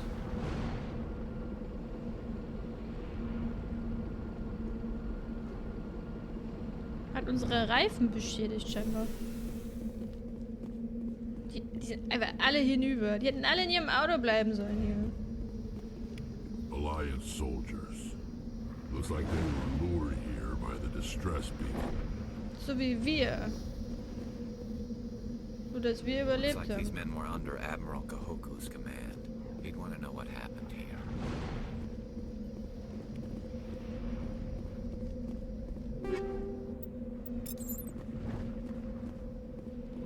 Warum sind die nicht in ihrem Gefährt geblieben? Also war das ein Fake-Beacon, der den Wurm ernähren sollte? Wir gehen mal zu der Anomalie hin.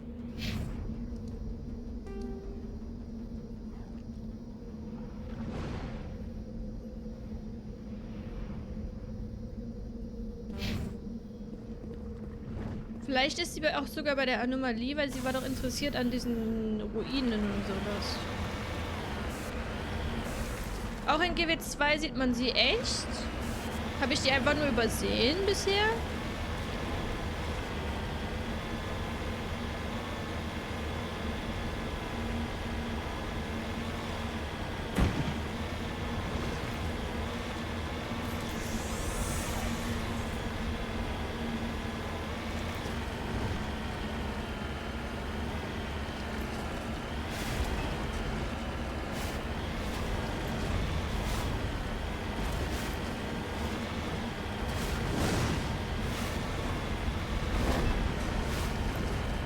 Vermutlich, hauptsächlich im Ödland. Also ich kenne die deutschen Namen halt nicht so gut.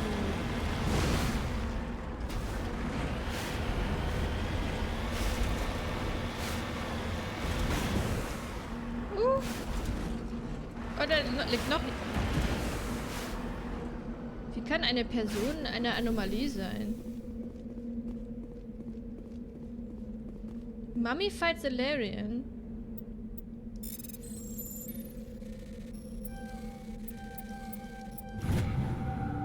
Tech recovered. You found Captain Mylan's identification tag. How it ended up here is impossible to know for sure.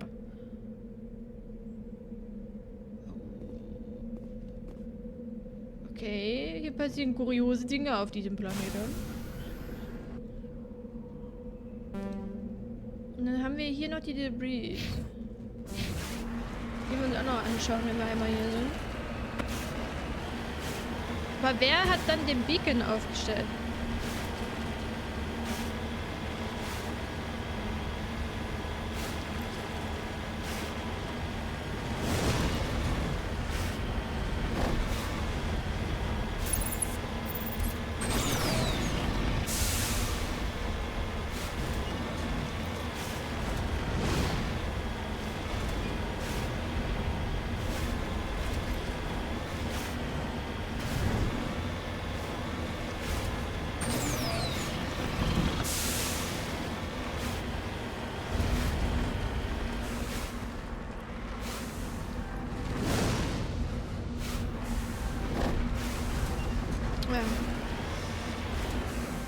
Ist der Boden gerade... Warum ist der Boden... Warum ist der Boden hier nicht gerade? Da, geht doch.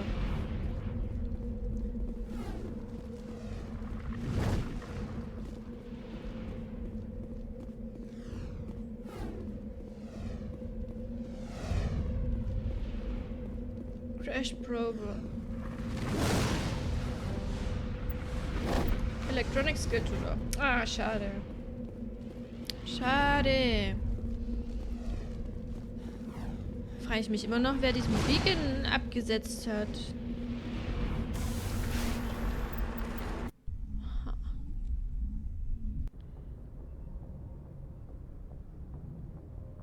Und wie kontaktieren wir den anderen Captain? Ist das eins von diesen Nebenquest-Dingern jetzt hier? Scan the Keepers. Ja, da mal 26. Free Missing Engineers. Oh. Ich dachte, das war optional. Assignments are needed to maintain its fleet and continue to expand. The Alliance must find new resources where it can. You've recently surveyed an important deposit and claimed it for the Alliance. There must be more like them in Traverse. Ah, deswegen müssen wir die Sachen surveyen. Ich verstehe.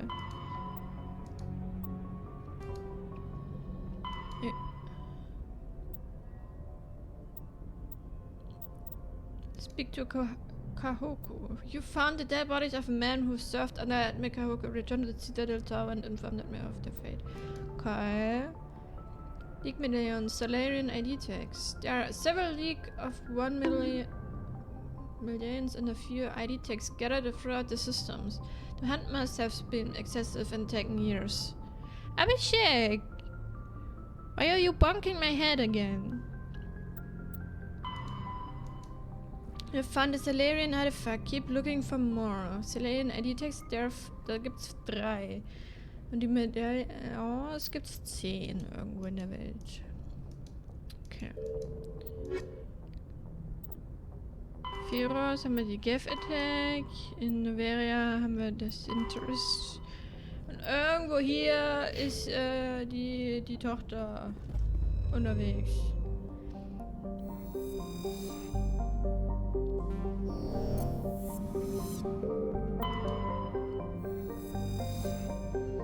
Und Malaka is a large hydrogen gas giant. Ich glaube, das haben wir schon gelesen. Gas deposit surveyed. Scans from orbit have detected a large concentration of hydrogen. So, dann haben wir Essays. Rare Element. Small deposit of plutonium. Oh, das ist sicher.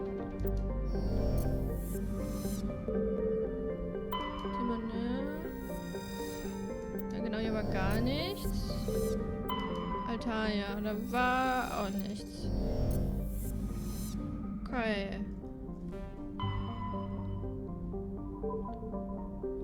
Bleibt uns ja eigentlich nur noch. Waren wir in Knossos oder waren wir in Mazedon? Ich weiß es nicht mehr.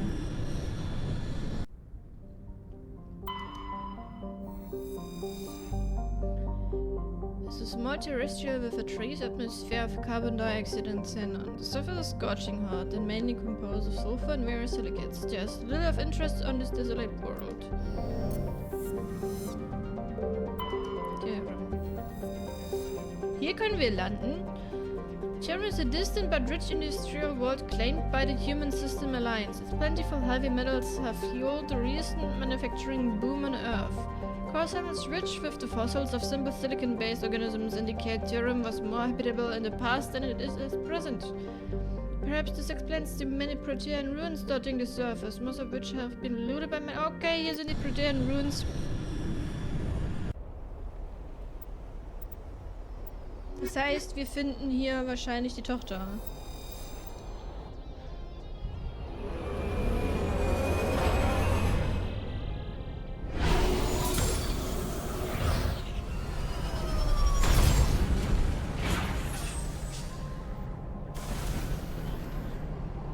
Commander, I'm picking up some strange readings. Really strange, like off the damn charts. It looks like it's coming from an underground complex a few clicks away from the drop zone. Vermutlich kann man da reingehen. Kann man da reingehen? Ich probiere das gleich mal aus.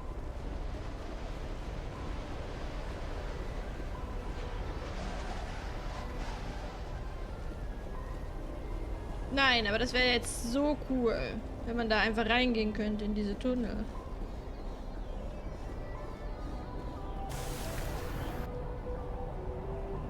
Okay, das ist die Refinery. Da hinten geht's irgendwie weiter.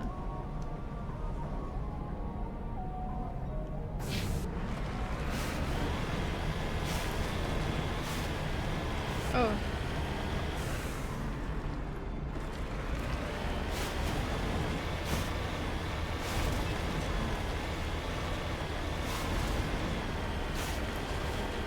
Vielleicht hat er die Lava gespürt. Dass einfach viel Lava unterwegs ist unter uns.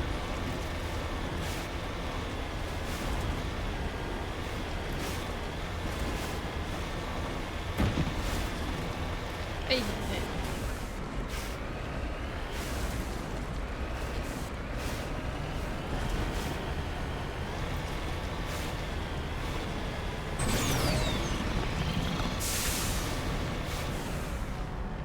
Oh, ich dachte gerade, wir haben irgendwas umgefahren.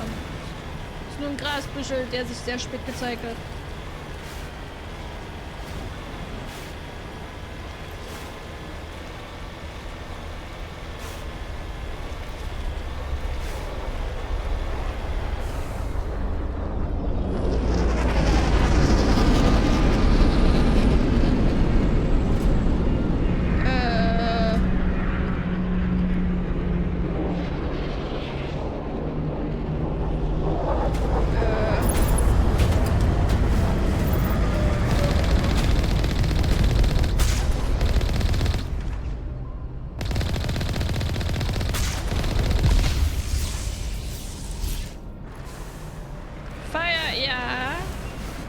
Okay. Das sind wahrscheinlich die Geth, oder? Warum auch immer die wissen, dass wir hier sind.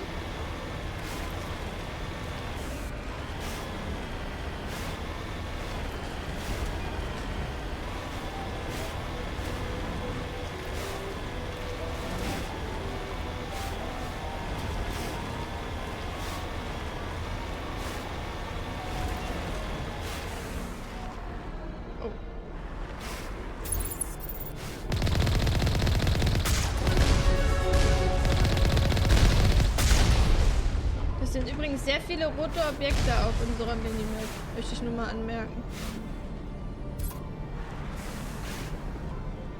Maybe you posted that on X. Ich habe keinen, also ich habe schon einen X-Account wegen Gamers Giving Back, aber ansonsten, ich habe da noch gar nichts gemacht. Daran kann es nicht liegen. Restores dead squad members with 30% health and 50% shield. Das ist sehr gut. Was haben wir hier noch? Sniper Rifle, mehr Schaden. Bisschen mehr Leben.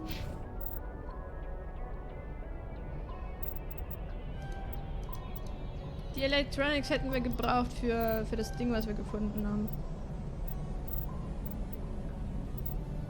So ein bisschen überall drin haben ist wahrscheinlich gar nicht verkehrt.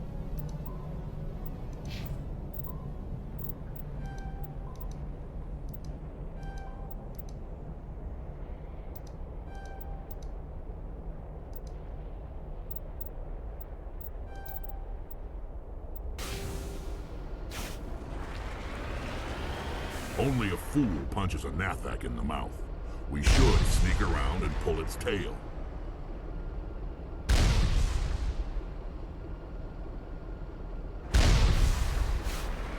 Achso, da.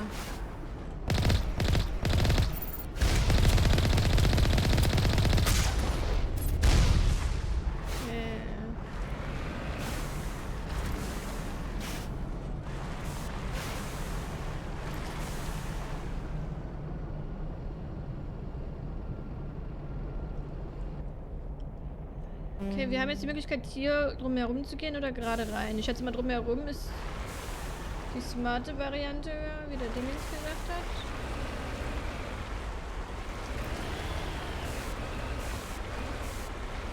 Hier drüben scheint zumindest nicht ganz so viel Schießwürdiges auf der Map zu sein.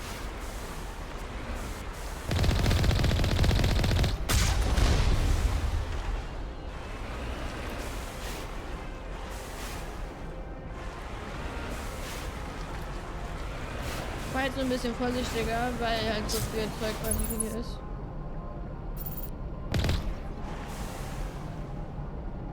Oh, so ein Ding.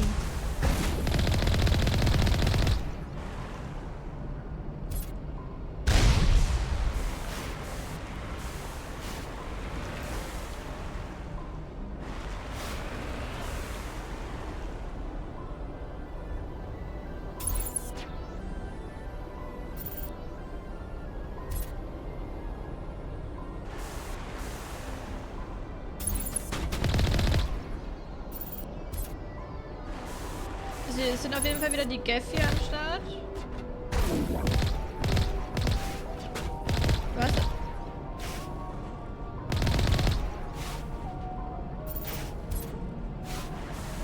Das macht aber Sinn, weil die sind interessiert an den Ruinen.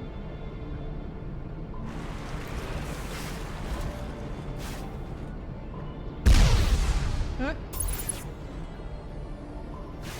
Da, ich hab dich doch da gesehen. Komm vor.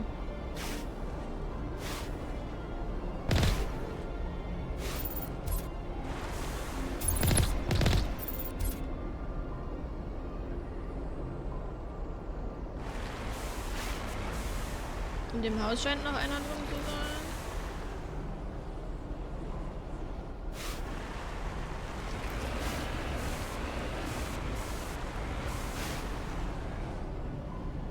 Okay, also wenn wir hier weiterfahren wollen, müssen wir auf jeden Fall einmal kurz aussteigen.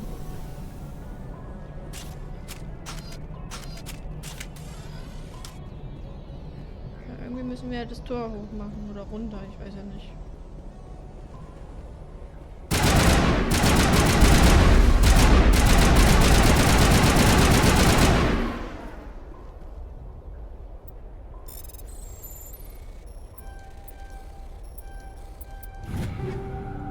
Achso, da ist so Zeug drin, ne?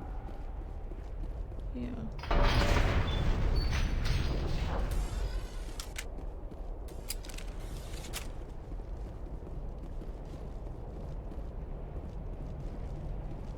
So, dann gehen wir einmal weiter.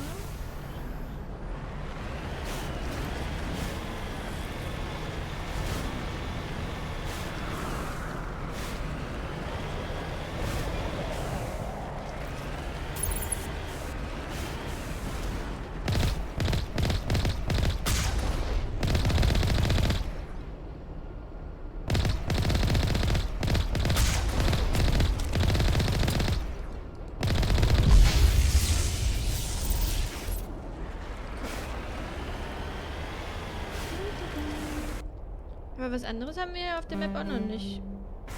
Was das sein soll, ha?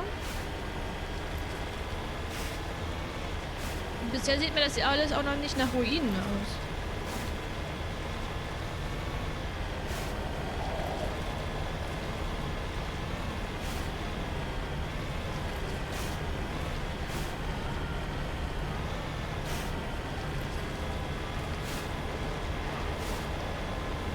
Oder werden uns die nächsten Gegner abgesetzt?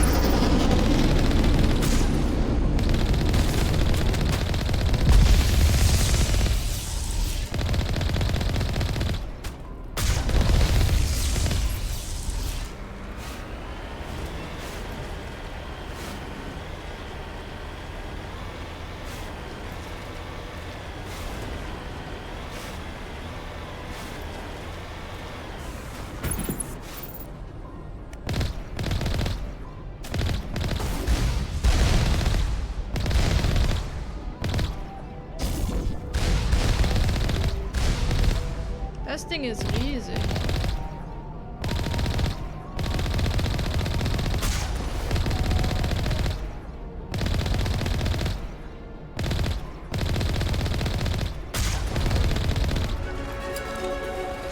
Das hat uns gut Erfahrungspunkte gegeben.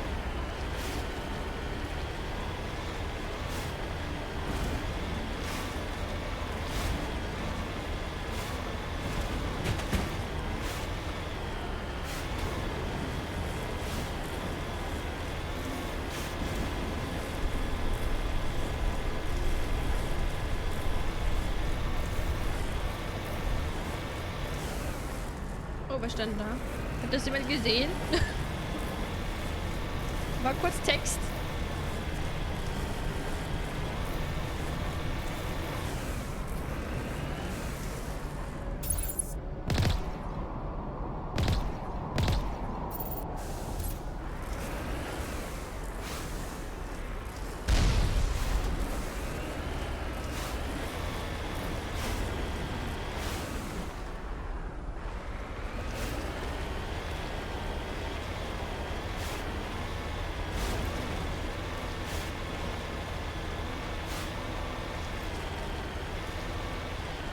Irgendwie fühlt sich das nicht mehr so an, als würden wir hier die Tochter dann noch irgendwie antreffen.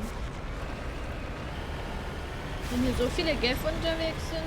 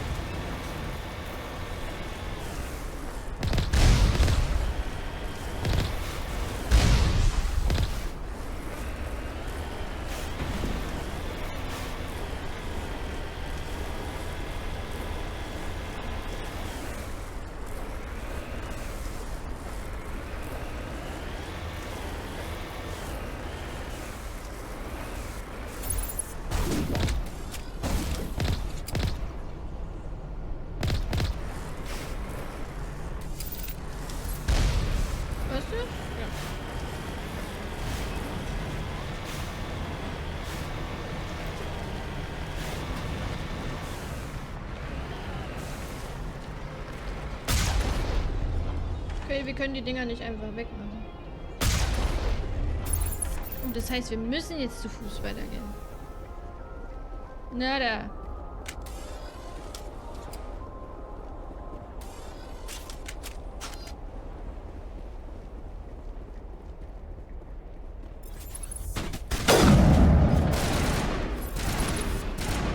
Ach, der hat so ein Kackschild.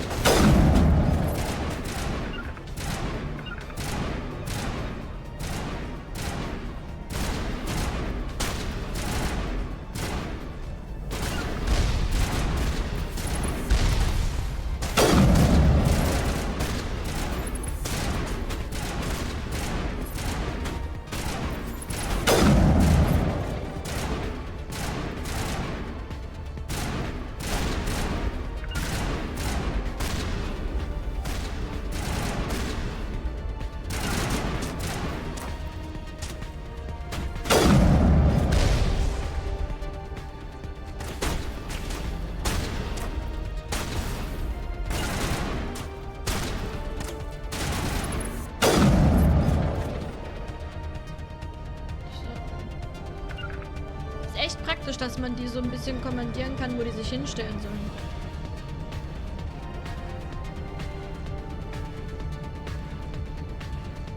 Oh, oh, unser Laserbeam. Powering up.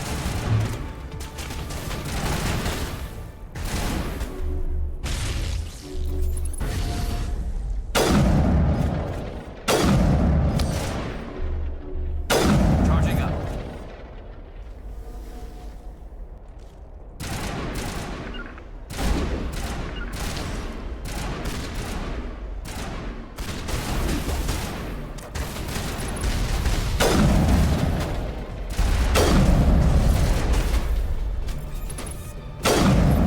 Ach komm, genau in der Sekunde hat er das Schild hoch.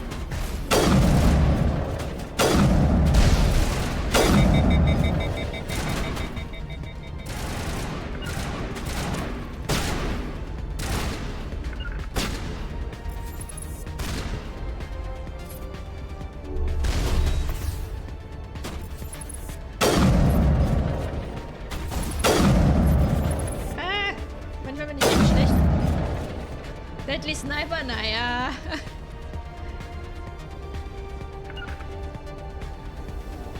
Ich glaube schon, dass ich sehr schlecht bin. Aber deswegen spielen wir ja auch nicht auf Hardcore oder sowas. Oder Insane oder wie dieser Modus hieß.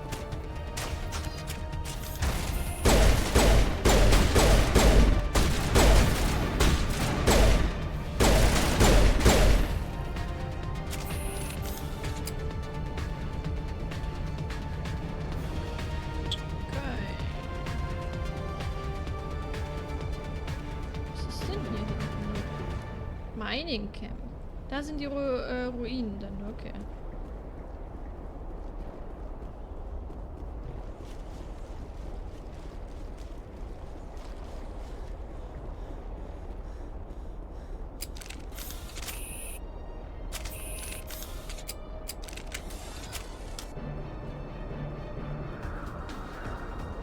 Die Musik ist schon irgendwie cool.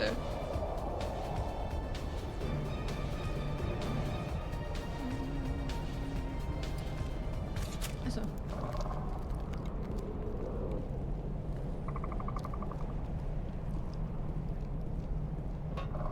Oh, what the hell? Was bist du denn Lustiges?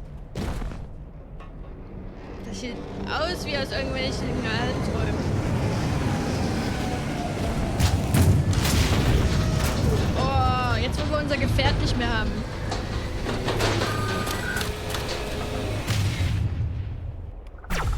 Ekelhaft.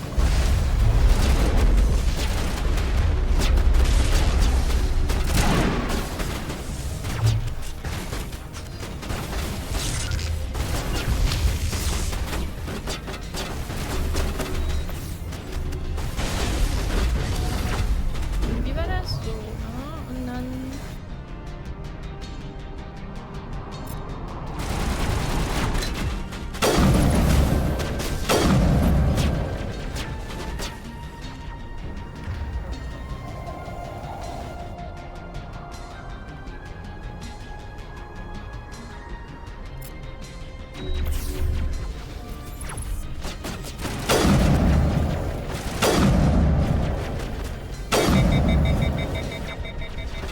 Möchtest du heute nicht schießen?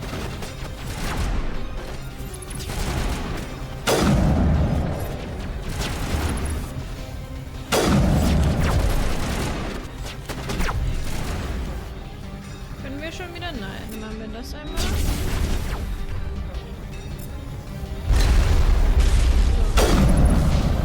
Warum haben wir denn noch genau gar keinen Schaden? Oh. Oben?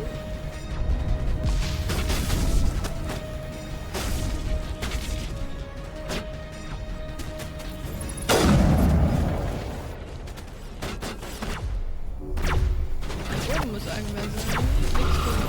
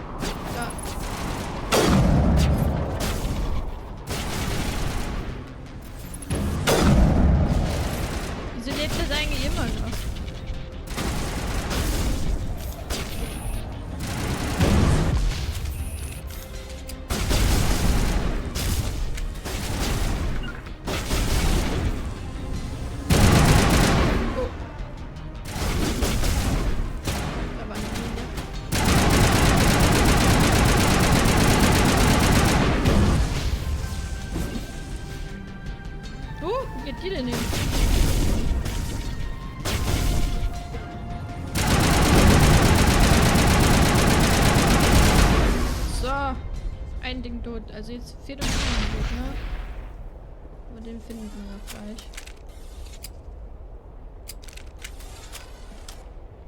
Vielleicht so wie in den Film jetzt einfach komplett wahnsinnig und ohne Deckung auf das große Viech zulaufen, dabei schreien und auf eine Wunder. Das ist manchmal sicher eine Lösung, aber heute nicht. So. Wo ist denn der andere Gegner noch? Da ist er doch.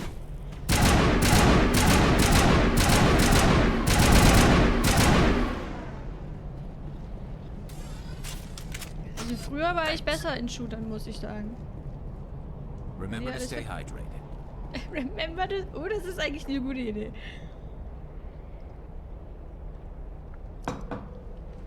Siehste, der ist besser darin, mich ans Trinken zu erinnern, als mein eigener Chat hier. Nothing but rocks, dirt, and lava. Reminds me of home. Hm. Okay, jetzt gehen wir wahrscheinlich gleich in den Close Combat. Das heißt, wenn... Ist das hier die Shotgun? Nee, das hier ist die Shotgun.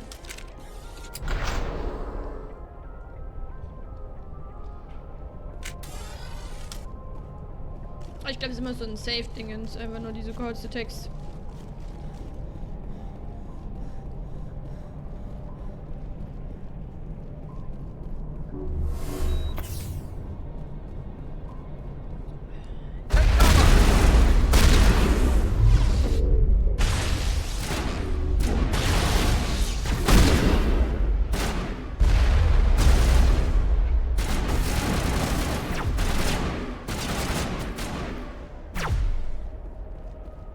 Simba?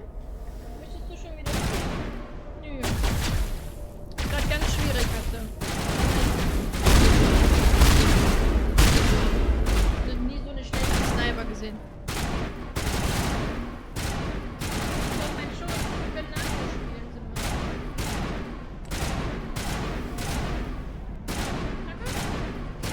Ja, Hände Simba.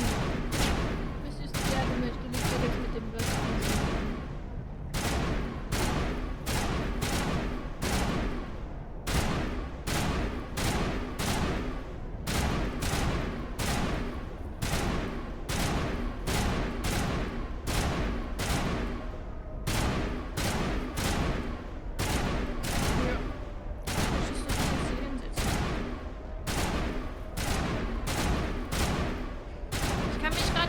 Einen Moment. Aber mein Finger wird nicht gegessen, Katze.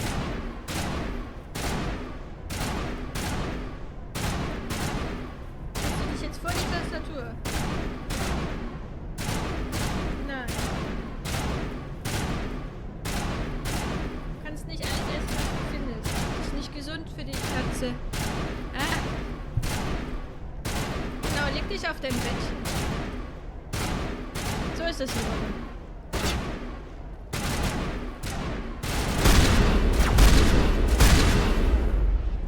Na, Simba ist so frech manchmal. Kate First, ja, wenn Katze First kommt, dann streamen wir heute gar nicht mehr.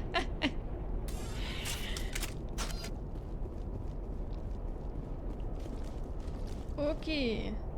Können wir denn hier rechts lang? I've never visited a Prothean ruin before. Aside from the Citadel.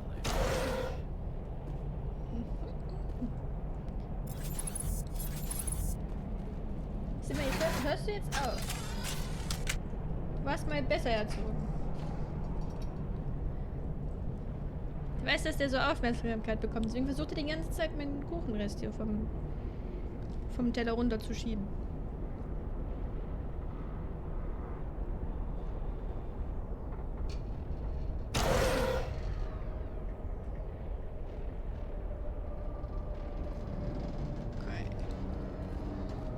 Medical Kit mitnehmen, ist immer wichtig.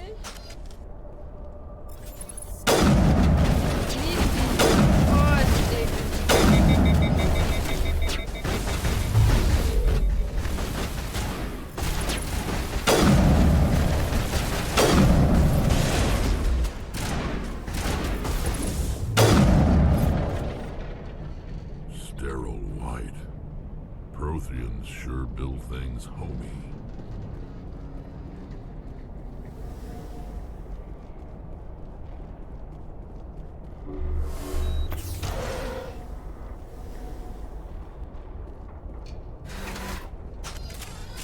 Geht immer tiefer und tiefer.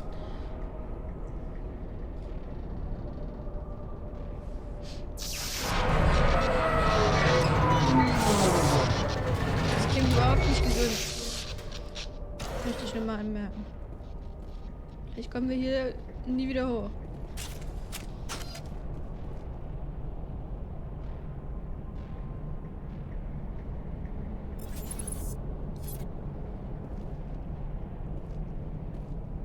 Wir kommen hier nie wieder hoch, ja? Wenn wir jetzt hier einmal runterhüpfen, sind wir hier unten. Hello? Oh! Somebody help me, please? Das ist die Tochter, die wir finden wollten. Look at that! Can you hear me out there? I'm trapped. I need help. Liara Tassoni, I presume? Thank the goddess.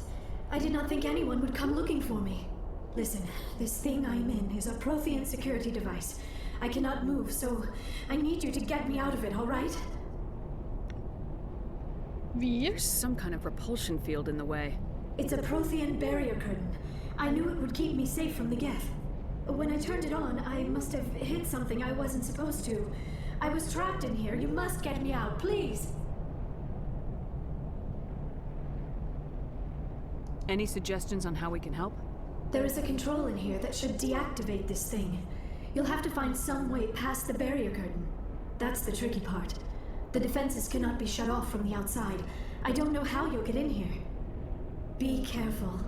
There is a Krogan with the Geth. They have been trying different ways to get past the barrier. Klingt ja alles sehr vielversprechend. Ach, gucke, jetzt sind sie da. Das haben sie unsere Haltung nicht gestört. Das war sehr nett.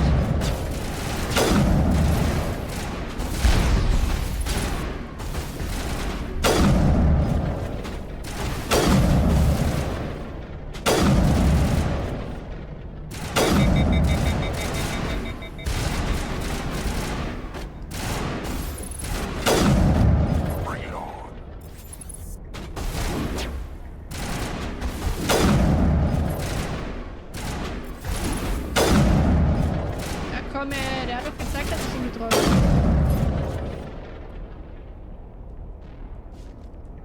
Gut, weiter geht's.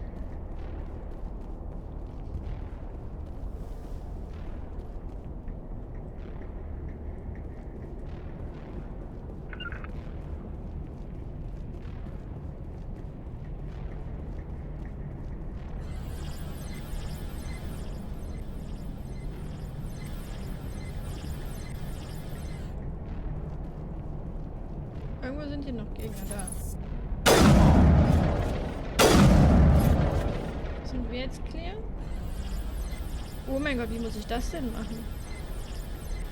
Enter Override Sequenz.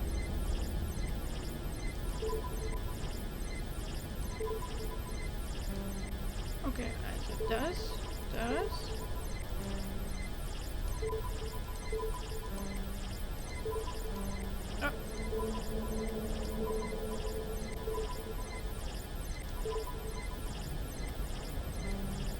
Oh Gott, hat sich das jemand gemerkt? So, oben, rechts. Okay, unten, links, rechts, oben, links.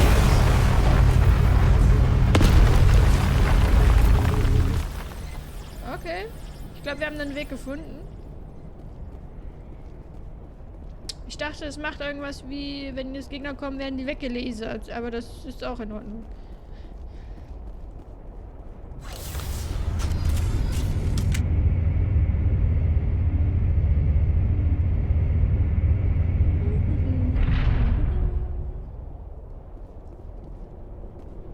Das ist eine Zwischenebene. Können wir damit was machen? Ah ne, wir sind schon auf ihrer Höhe. Okay, ich verstehe.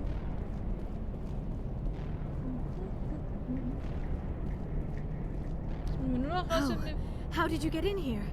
I didn't think there was any way past the barrier. Also ich weiß nicht, ob du den Laser, diesen Mega-Laser, der gerade abgeschossen wurde, mitbekommen hast. Aber Superior Firepower. We blasted through with the mining laser. Of course. Yes, that makes sense. Please, get me out of here before more Geth arrive. That button over there should shut down this containment field. Not so fast, Shepard. You sure she's on our side? Her mother's working with Saren. I am not my mother. I don't know why Benezia joined Saren. I don't want anything to do with that Turian bastard. If she was with Saren, the Geth wouldn't be trying to kill her. Können sie immer noch umbringen, wenn sie sich als Verräter rausstellt.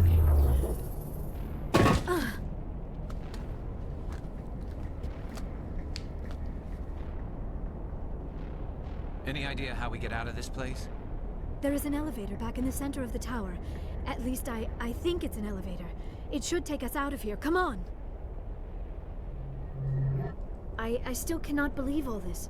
Why would the Geth come after me? Do you think Benezia's involved? Saren's looking for the conduit. You're a Prothean expert. Obviously, he wants you to help him find it. The conduit, but I don't know. What the hell was that? Ein großes Boom. These ruins are not stable. That mining laser must have triggered a seismic event. We have to hurry. The whole place is caving in. Joker, get the Normandy airborne and lock in on my signal. On the double, mister! Aye, aye, Commander. Secure and away. ETA 8 minutes. If I die in here, I'll kill him. Ich mag das immer. Ich weiß, das ist ein Old-Joke mit, wenn ich sterbe, kill ich dich, aber ich finde ihn immer lustig. I don't know. Mein Humor ist anders. I guess.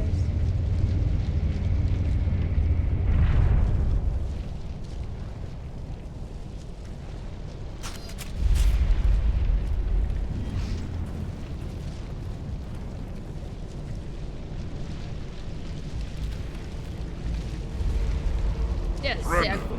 Or don't. That would be more fun. There a reason you're in my way? The same reason you're here. The Asari. Thanks for getting rid of those energy fields for us. Hand the doctor over. Whatever it is you want, you are not getting it from me.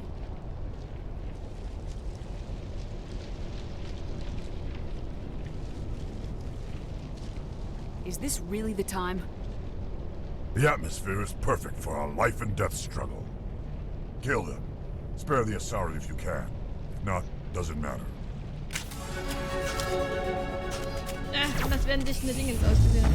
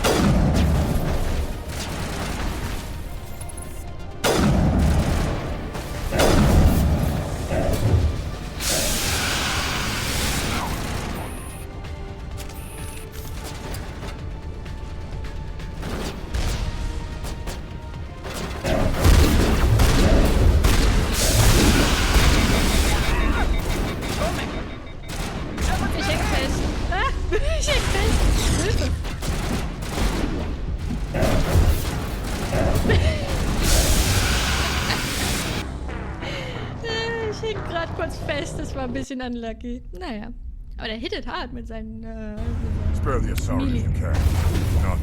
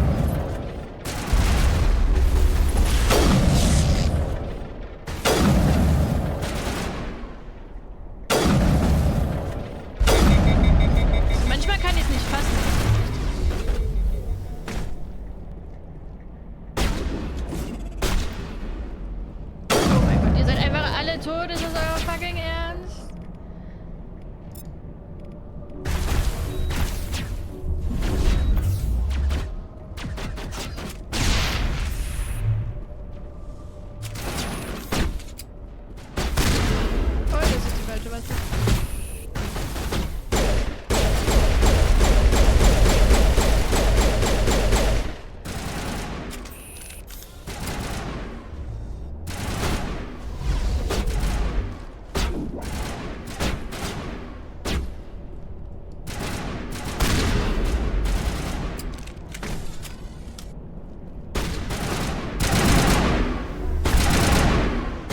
Chargt einfach auf einen zu.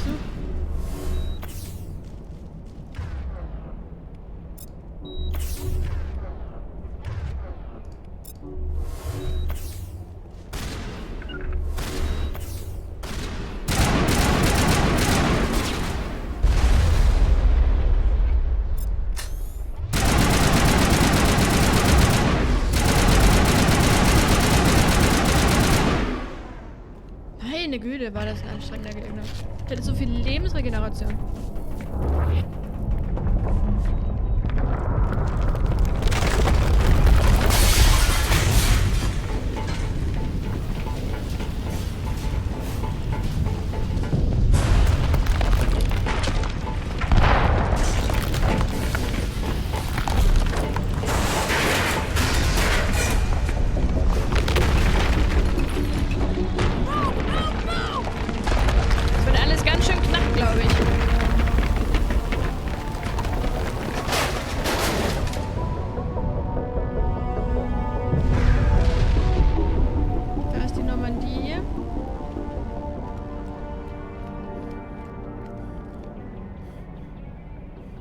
Müssten wir nicht unseren Helm wieder aufsetzen?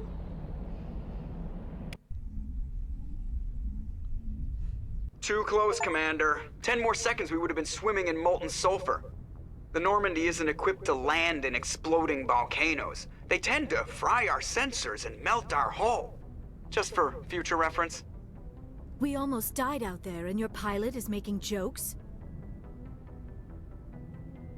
It's a coping mechanism. You'll get used to it. I see. It must be a human thing. I don't have a lot of experience dealing with your species, Commander. But I am grateful to you. You saved my life back there, and not just from the volcano. Those Geth would have killed me or dragged me off to Saren. What did Saren want with you? Do you know something about the conduit? Only that it was somehow connected to the Prothean extinction.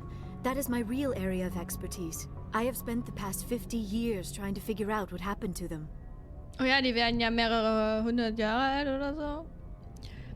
I find it very concerning that I find fictional characters more attractive than real-life people. Well, depends on you, I guess.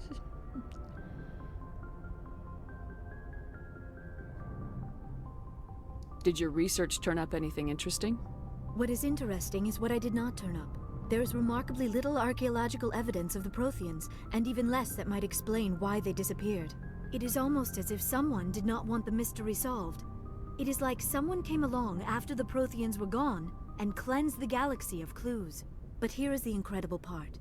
According to my findings, the Protheans were not the first galactic civilization to mysteriously vanish. This cycle began long before them.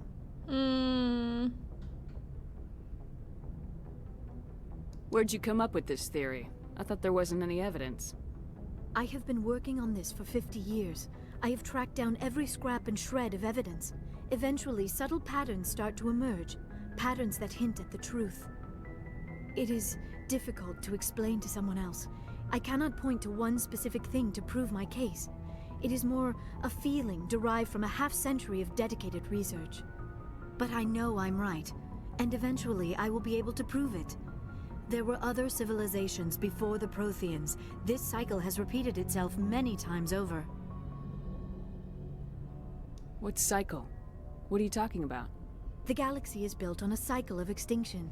Each time a great civilization rises up, it is suddenly and violently cast down. Only ruins survive. The Protheans rose up from a single world until their empire spanned the entire galaxy. Yet even they climbed to the top on the remains of those who came before. Their greatest achievements, the mass relays and the Citadel, are based on the technology of those who came before them. And then, like all the other forgotten civilizations throughout galactic history, the Protheans disappeared. I have dedicated my life to figuring out why. They were wiped out by a race of sentient machines. The Reapers.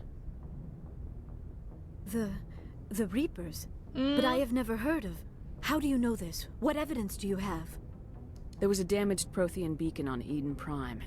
It burned a vision into my brain. I'm still trying to sort out what it all means. Visions? Yes, that makes sense. The beacons were designed to transmit information directly into the mind of the user. Finding one that still works is extremely rare. No wonder the Geth attacked Eden Prime. The chance to acquire a working beacon, even a badly damaged one, is worth almost any risk. But the beacons were only programmed to interact with Prothean physiology. Whatever information you received would have been confused, unclear. I am amazed you were able to make sense of it at all. A lesser mind would have been utterly destroyed by the process. You must be remarkably strong-willed, Commander. Oh, this isn't helping us find Saren, or the conduit. Of course, you're right. I am sorry, my scientific curiosity got the better of me. Unfortunately, I do not have any information that could help you find the conduit, or Saren. Tragisch, aber super interessant bisher. So eine Art Loophole. Wo halt, wenn du am Klimax deiner Zivilisation angekommen bist, wipet dich irgendwas aus und dann beginnt der Cycle von vorne. Ne? Dann kommt die nächste Civilization, die finden deine Überreste, die machen daraus neue Sachen, kommen wieder bis zum Klimax ihrer Zivilisation, werden ausgewiped und so weiter und so fort. Das wiederholt sich alles. So ein richtiges Loophole. I don't know why Saren wanted you out of the picture, but I think we'll be a lot better off if we bring you along. Thank you, Commander. Saren might come after me again. I cannot think of anywhere safer than here on your ship. And my knowledge of the Protheans might be useful later on. And her biotics will come in handy when the fighting starts. Oh, so sie ist ein Biotic. Das ist gut. Good to have you on the team, Liara. Thank you, Commander. I am very grateful. Oh, I am afraid I am feeling a bit lightheaded.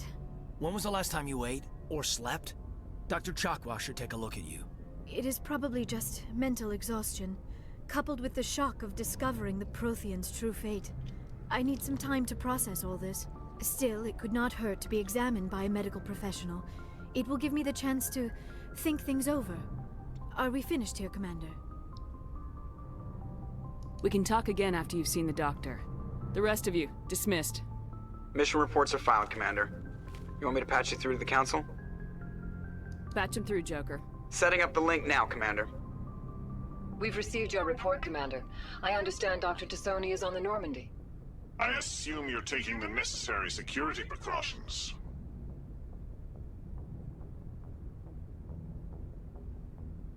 Liara's on our side. The Geth were trying to kill her. Benezia would never allow Saren to kill her daughter. Maybe she doesn't know. Or maybe we don't know her. We never expected she could become a traitor. At least the mission was a success. Apart from the utter destruction of a major Prothean ruin. Was that really necessary, Shepard? einfach wortlos ausmachen. Einfach disconnecten. The Geth were crawling all over those ruins. We were lucky to make it out alive. Of course, Commander. The mission must always take priority. Good luck, Commander. Remember, we are all counting on you. Aye, aye. Interesting, interesting.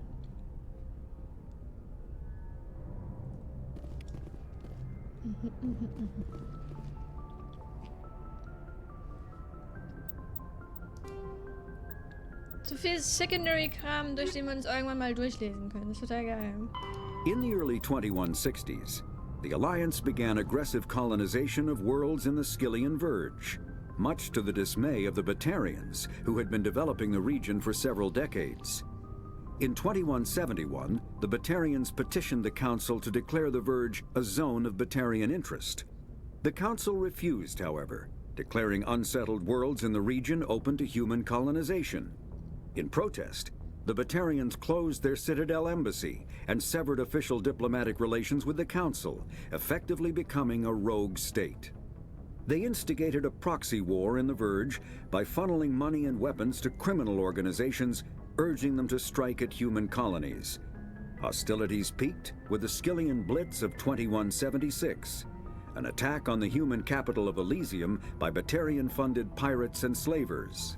In 2178, the Alliance retaliated with a crushing assault on the moon of Torfin, long used as a staging base by Batarian-backed criminals.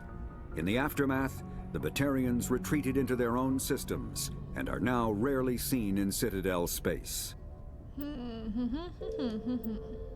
After the Geths, thresher maws are subterranean carnivores that spend their entire lives eating or searching for something to eat.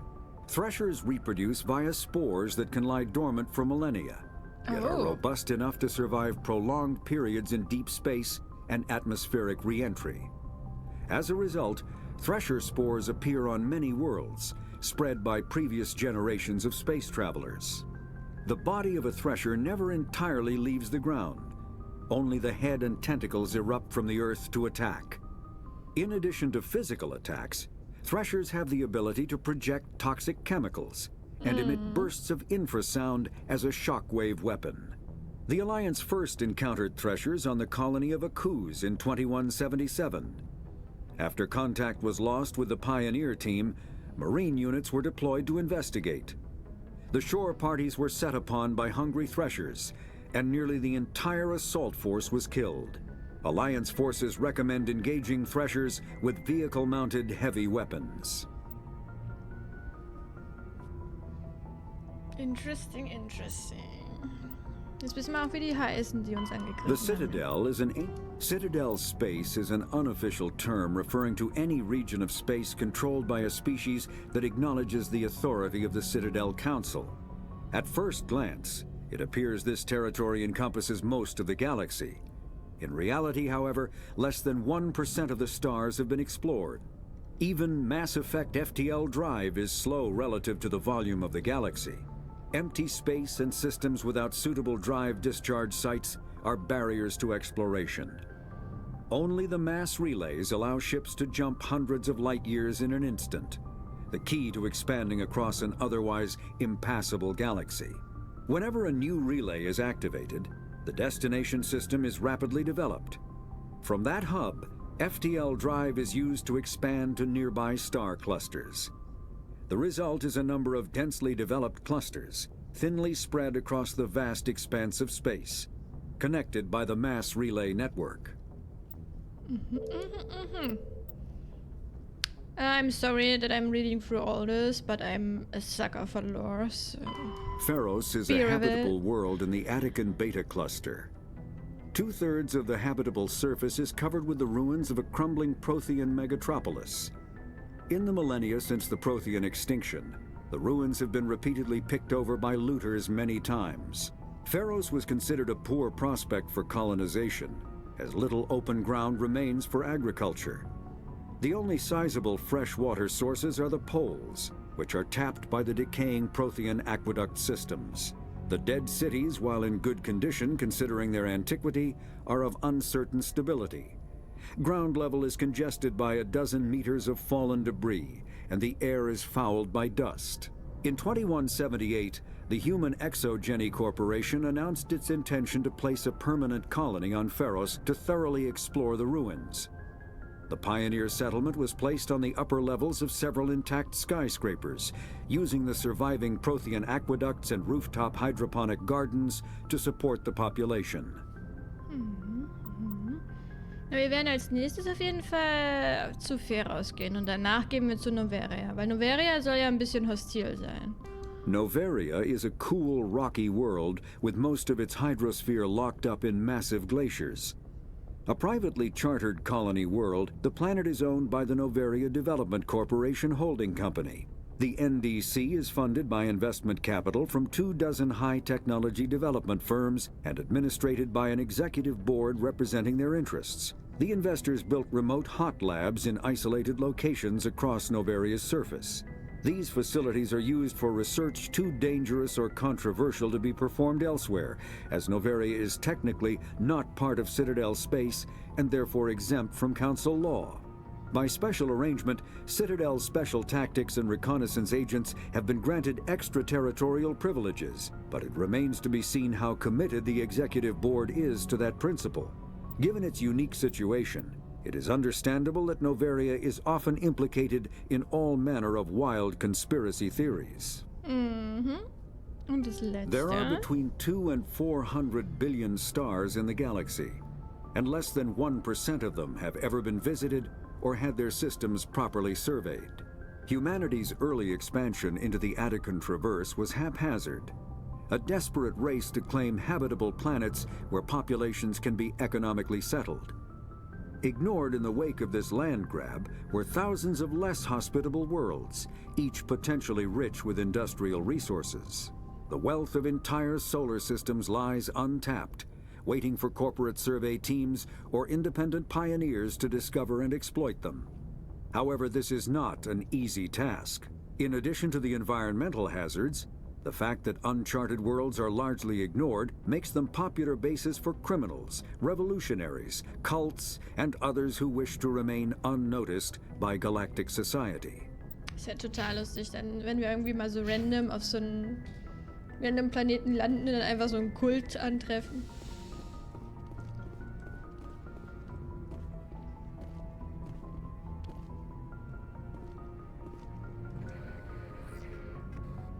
If anyone has to take over for Captain Anderson, I'm glad it's you. I'm not sure about having non-humans on our ship, though. We're all on the same team here, Presley. With all due respect, ma'am, that's what they said about Nihilus. Look how that turned out. Ja, Nihilus wurde einfach erschossen. Nihilus war auf unserer Seite. Carry on, Presley. Yes, ma'am. Oder wo müssen wir eigentlich hin, wenn wir die anderen Leute treffen wollen? Müssen wir da hier hin?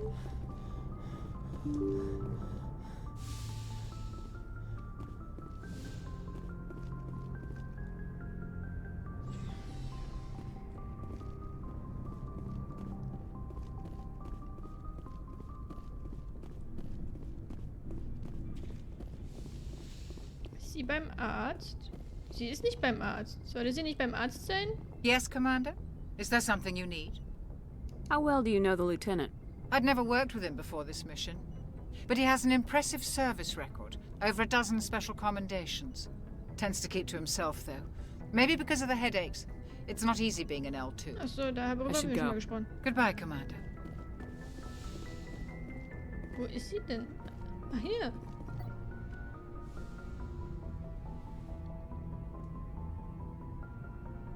Commander, are you coming to check up on me? You look much better. How are you feeling? Dr. Chakwas assures me I am going to be fine. I was impressed with her knowledge of Asari physiology. You're in good hands. Dr. Chakwas knows what she's doing. I never properly thanked you for saving me from the Geth, Commander. If you hadn't shown up, I had to save you. You can help me stop Saren. I know you took a chance bringing me aboard this ship. I have seen the way your crew looks at me. They do not trust me. But I am not like Benezia. I will do whatever I can to help you stop Saren. I promise. Promises are easy to make, but hard to keep. I do not begrudge you your suspicions.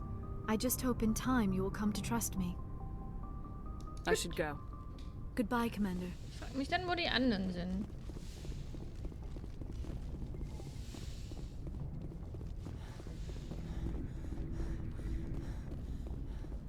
Das ist er.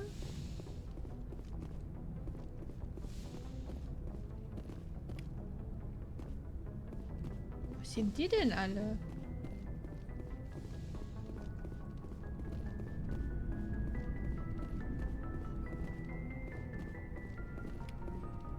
Sleeperbot. Schlafen die Leute hier? Also ist es so Bettschlafen-mäßig oder ist das, wir sind auf langer Reise schlafen?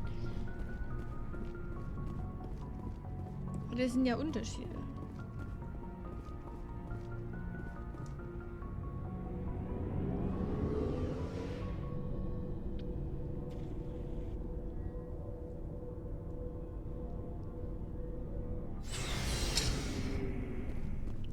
Aha.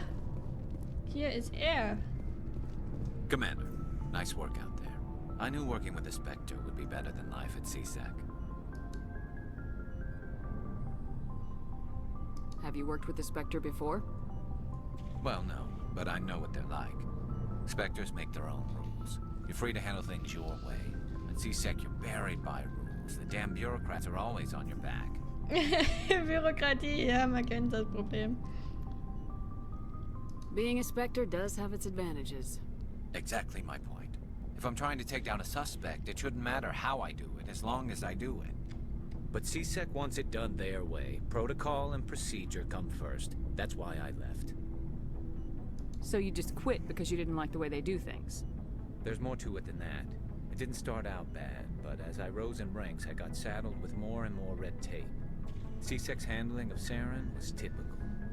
I just couldn't take it anymore. I hate leaving. I hope you made the right choice. I'd hate for you to regret it later. Well, that's sort of why I teamed up with you. It's a chance for me to get off the Citadel, see how things are done outside CSEC. Either way, I plan to make the most of this. And without CSEC headquarters looking over my shoulder, well, maybe I can get the job done my way for a change. As long as you do your job well, you're free to go about your business as you see fit. Thank you, Commander. Nice. Haben wir noch Ashley? Wo ist eigentlich diese... Da ist er. Ja. Shepard, what can I do for you? What's your story, Rex? There's no story. Go ask the Quarian if you want stories.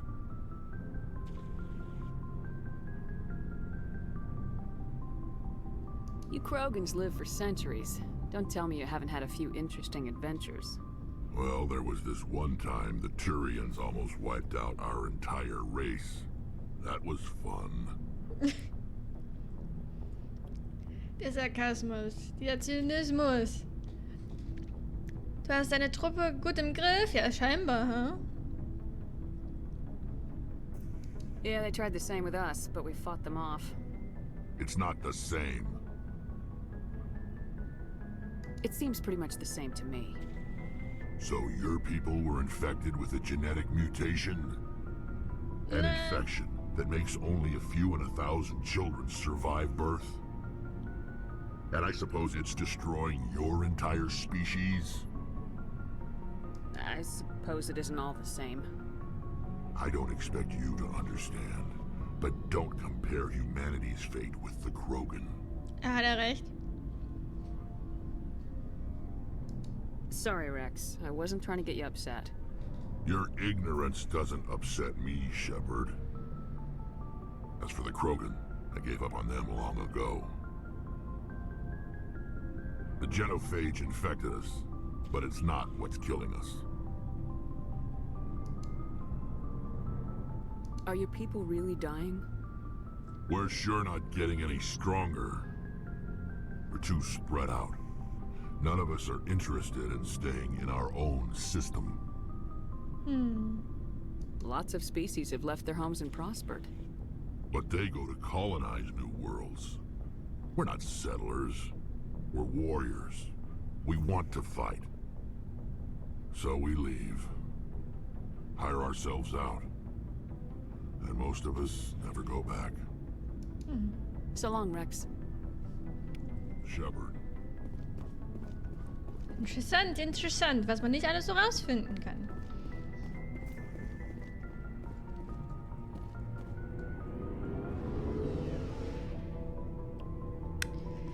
Ich stehe uncomfortable nah an diesem Tor. Findet ihr nicht? Dass es sehr knapp ist? Dann gehen wir mal langsam weiter.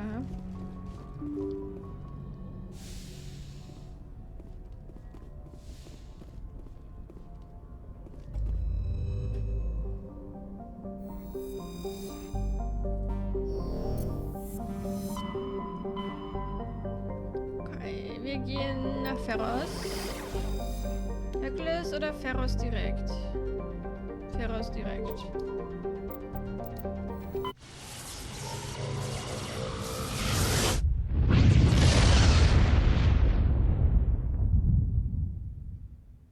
message coming in. Patching it through.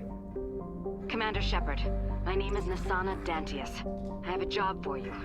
I can't say any more in an unsecured communication. If you're interested in hearing my offer, meet me on the Citadel so we can talk in person.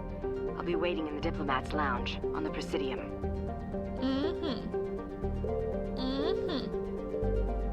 Da ist Ferros, Sidao, Logan, Kana, Sharing. The Exogenic Corporation has founded a pilot colony on Ferris to explore the Protean ruins that blanket 2/3 of the planet's landmass. The atmosphere is fouled with dust. Terrestrial travel is hampered by crumbled debris dozens of meters deep. There are indications that Ferris was a much colder world in the past. Ferris has 2 large moons, Orkan, the further, and Wardage. Okay. Population 300, das ist nicht viel. Das ist nicht sehr viel.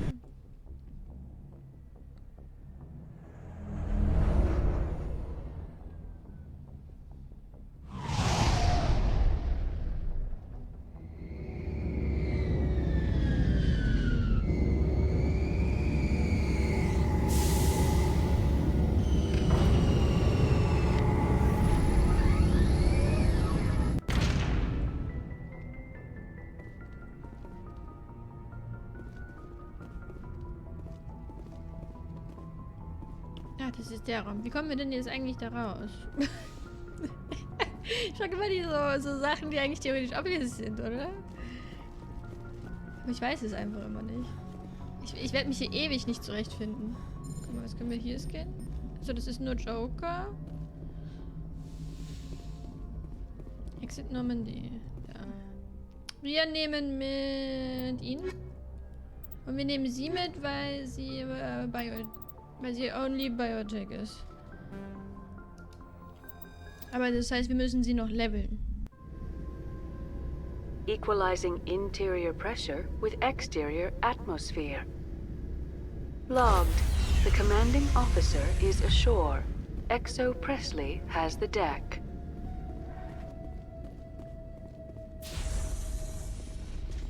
Das sieht alles sehr unfreundlich aus, ja.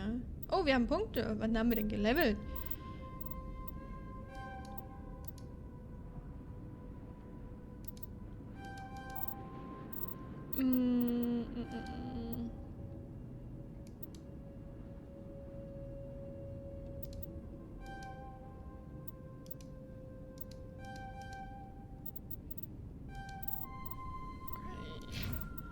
Okay, jetzt müssen wir schauen. As Sari scientist, Liara's background allows her to maximize her biotic abilities. Reduces recharge time of biotics. Improves health restored and recharge time on squad healing. First Aid auf jeden Fall. Die Electronics sind auch immer sehr interessant, obwohl er sie auch hat, also es ist fast schon egal. Eine Barrier ist immer wichtig für einen selbst. Each point spent increases the duration of stasis. Creates a powerful mass effect field that immobilizes a single target. Das ist sehr gut.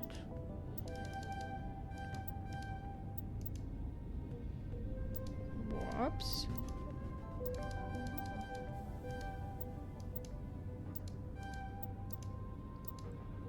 Projects a sphere of dark energy that creates an intense mass effect field. Nearby enemies and objects will be drawn into the singularity, unable to escape its gravitational pull.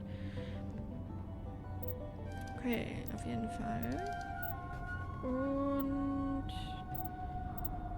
noch ein Punkt mehr im First Aid. Sie ist quasi unser Healer. Achso, ich habe Dingens vergessen, oder? Ja, Agaros.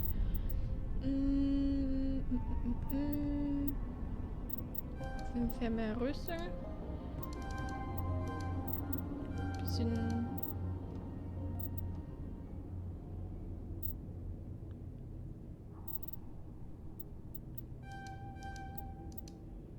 So. Soll der erstmal in Ordnung gehen. We saw your ship. Fi Dan wants to speak with you immediately. Who? Who's Fidan? He's our leader. He needs your help to prepare for the Geth. They're making another push. Please, up the stairs past the freighter.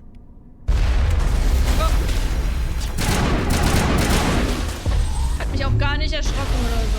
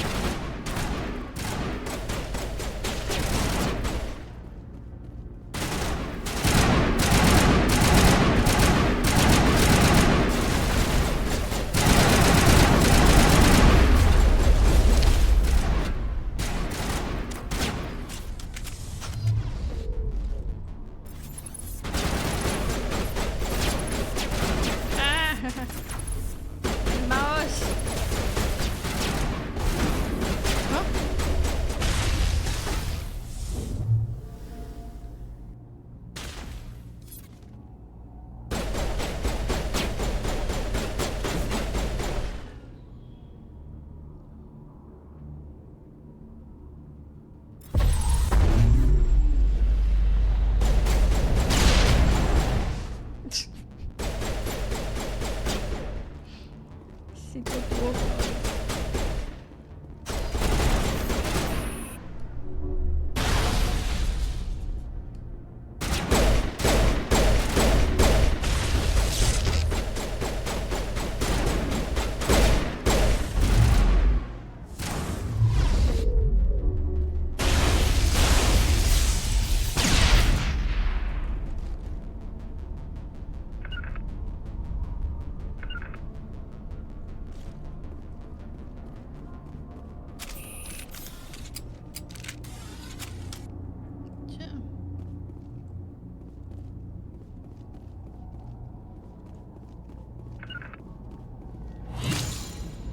Surprise auf jeden Fall. Das war ein sehr großer Surprise.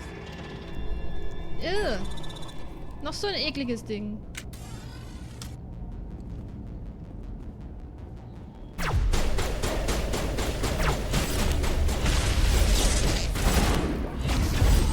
What? Wer? Was? Oh. Überhaupt nicht verwirrend.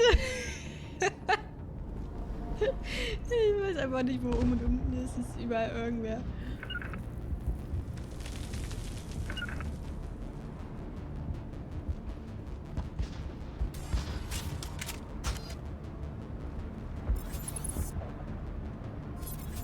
Aber ich glaube, die sind nett. Hallo. Make sure they're secure. But what if I find Geth there? Are you saying you won't go? No.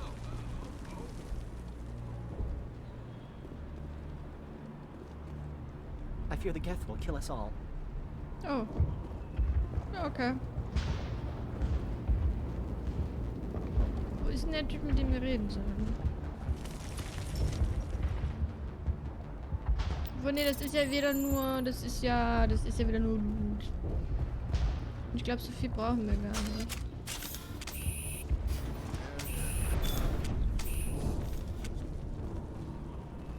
Hallo? Ah, Fidan, da ist er doch. Oh, Commander. I'm glad they finally sent somebody to help us. You're a bit late, aren't you? Arcelia. Sorry, Commander. Everyone's on edge since... Watch out! We've got Geth in the tower! Protect the heart of the colony! Ja, man kann nicht mal in Ruhe reden hier. Unglaublich.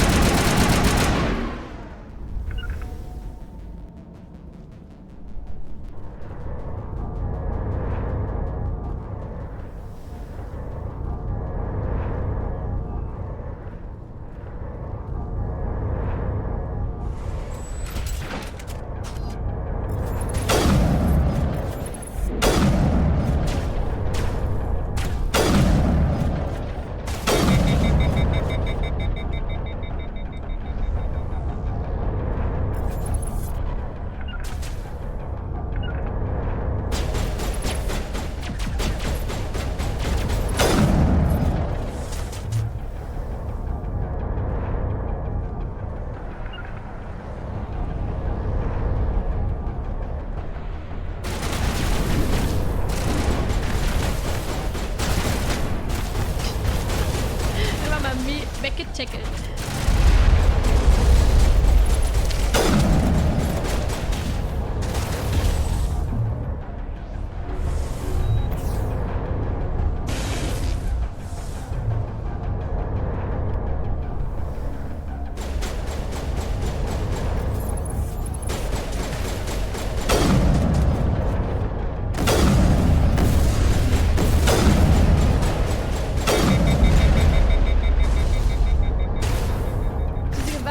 Alles Frieden hier. Alles friedlich.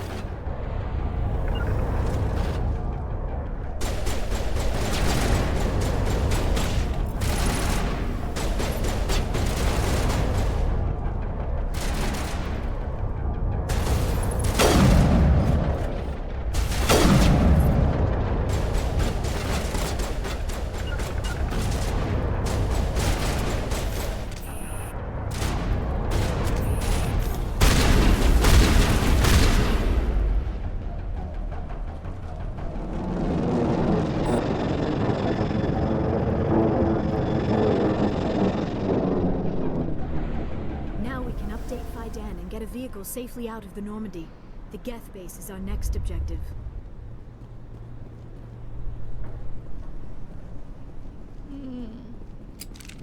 Aha, Loot.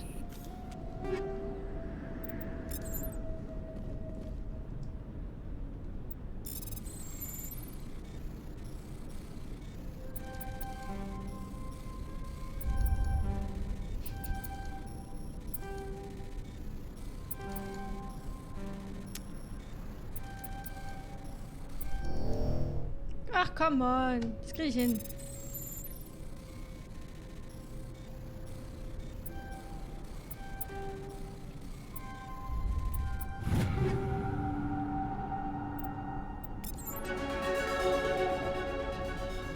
Was ist das eigentlich? Können wir damit was machen? Ja.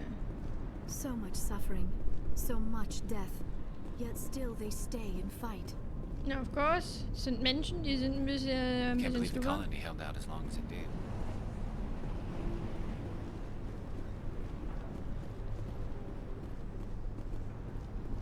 Aber man muss sagen, für das Alter des ersten Teils sieht das echt gut aus.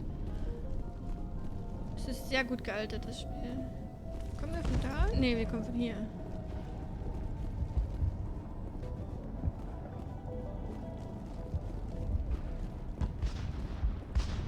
The tower's secure. Thanks to you, Commander. I just did what I had to. Well, I'm glad you're on our side, then. They may have been slowed, but they'll be back. They always come back. What do they want? If you want answers, go ask them yourselves. We don't know what they're after. They came, they attacked us, that's all we know. Their main base is at the ExoGeni headquarters. A good place to start looking if you want answers. How do I get there? The Skyway leads directly to ExoGeni headquarters. You can't miss it. Of course, there's an army of Geth between here and there. Every Geth I kill brings me one step closer to Saren. Then maybe I can get this colony operational again. What else can you tell me about ExoGeni? ExoGeni funded this colony. Without them, we wouldn't be stuck here. They specialize in colonization. In return for bankrolling the colony, we work for them. Their main goal is the retrieval of valuable artifacts or resources. Except there isn't anything here. Or if there is, we didn't find it. I wonder if that's what the Geth are looking for. Perhaps. As she said, we never found anything of value. Of course, the Geth could know something we don't. Tell me about your colony. Life is hard and often brutal, even without our current problems. Colonial affairs back on Earth told us we'd be beneath the notice of any raiders. I guess they weren't counting on the Geth. But, despite everything, there's something tranquil about this place, unlike anything I've experienced before. The Normandy isn't huge, but we could airlift you out. The Geth fighters are too dangerous, and I won't be driven off this world. It is our home. Oh, fair enough. There's a chance for growth here that's simply not available on other worlds. I'll talk to you when I learn more. Good luck, Commander.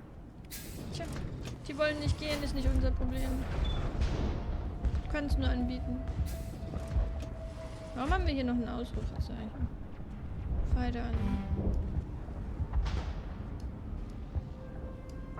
Ha? Achso, jetzt ist es weg. Nee. Ha? Warum?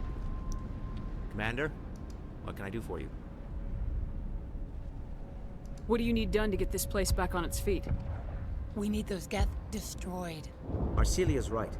There are still Geth in the tunnels. We also have more mundane problems like food, water, and power. I'm not sure where we stand on those matters. You should talk to the people overseeing them. I'll talk to you when I learn more. Good luck, Commander. Okay. Müssen wir erstmal unseren Weg zurück zum Schiff finden?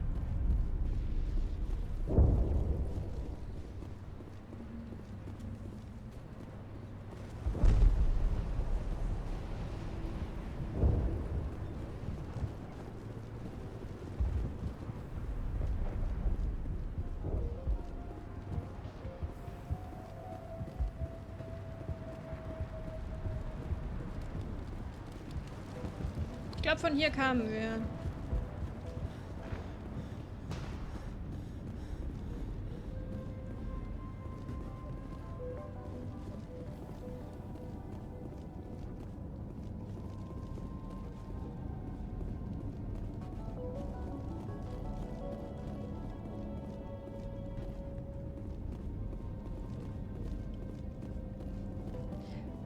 Meine Orientierung ist immer so schlecht.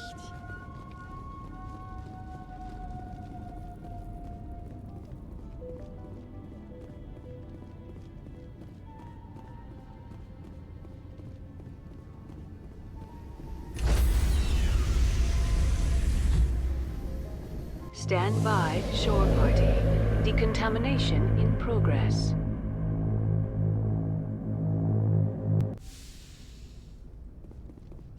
Logged. The commanding officer is aboard. XO Presley stands relieved.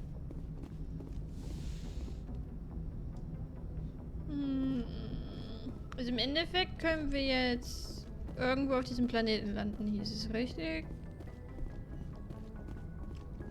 Es hieß, dass wir jetzt ein Vehicle droppen könnten, um uns hier zu bewegen.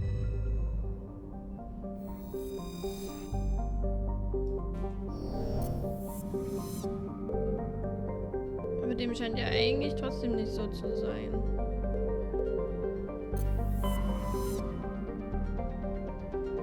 Wir haben auch noch Herkules.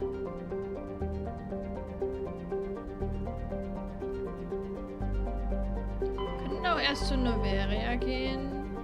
Oder nochmal, wir hatten diesen Aufruf bekommen, zur Zitadelle zurückzugehen, weil dort jemand auf uns wartet mit einem Job.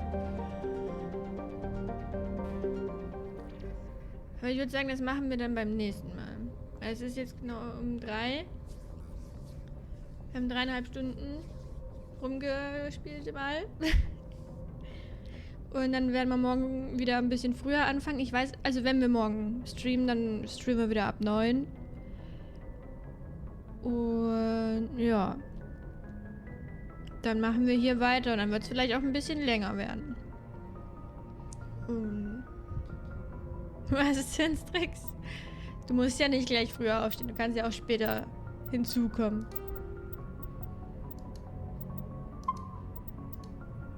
So früh? Um 9 ist doch echt nicht früh. Ich meine, ich stehe um 6 auf, ne? Da ist um 9 nicht früh. Anyway. Ich danke allen, die vorbeigeschaut haben. Ich danke allen Lurkern. Vielen, vielen Dank. Ich schau mal, ob ich heute jemanden hosten kann, aber ich befürchte, alle, die ich kenne, sind nicht am Stream.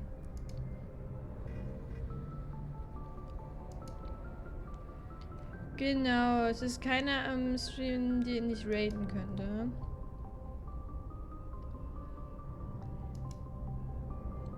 Danke, der Spectre, für diese abgespaced Unterhaltung. Ja, danke. Ich habe zu danken. Wir sehen uns auf jeden Fall morgen wieder. Und dann wünsche ich noch einen wunderschönen Mittwoch. Und bis zum nächsten Mal. bye bye.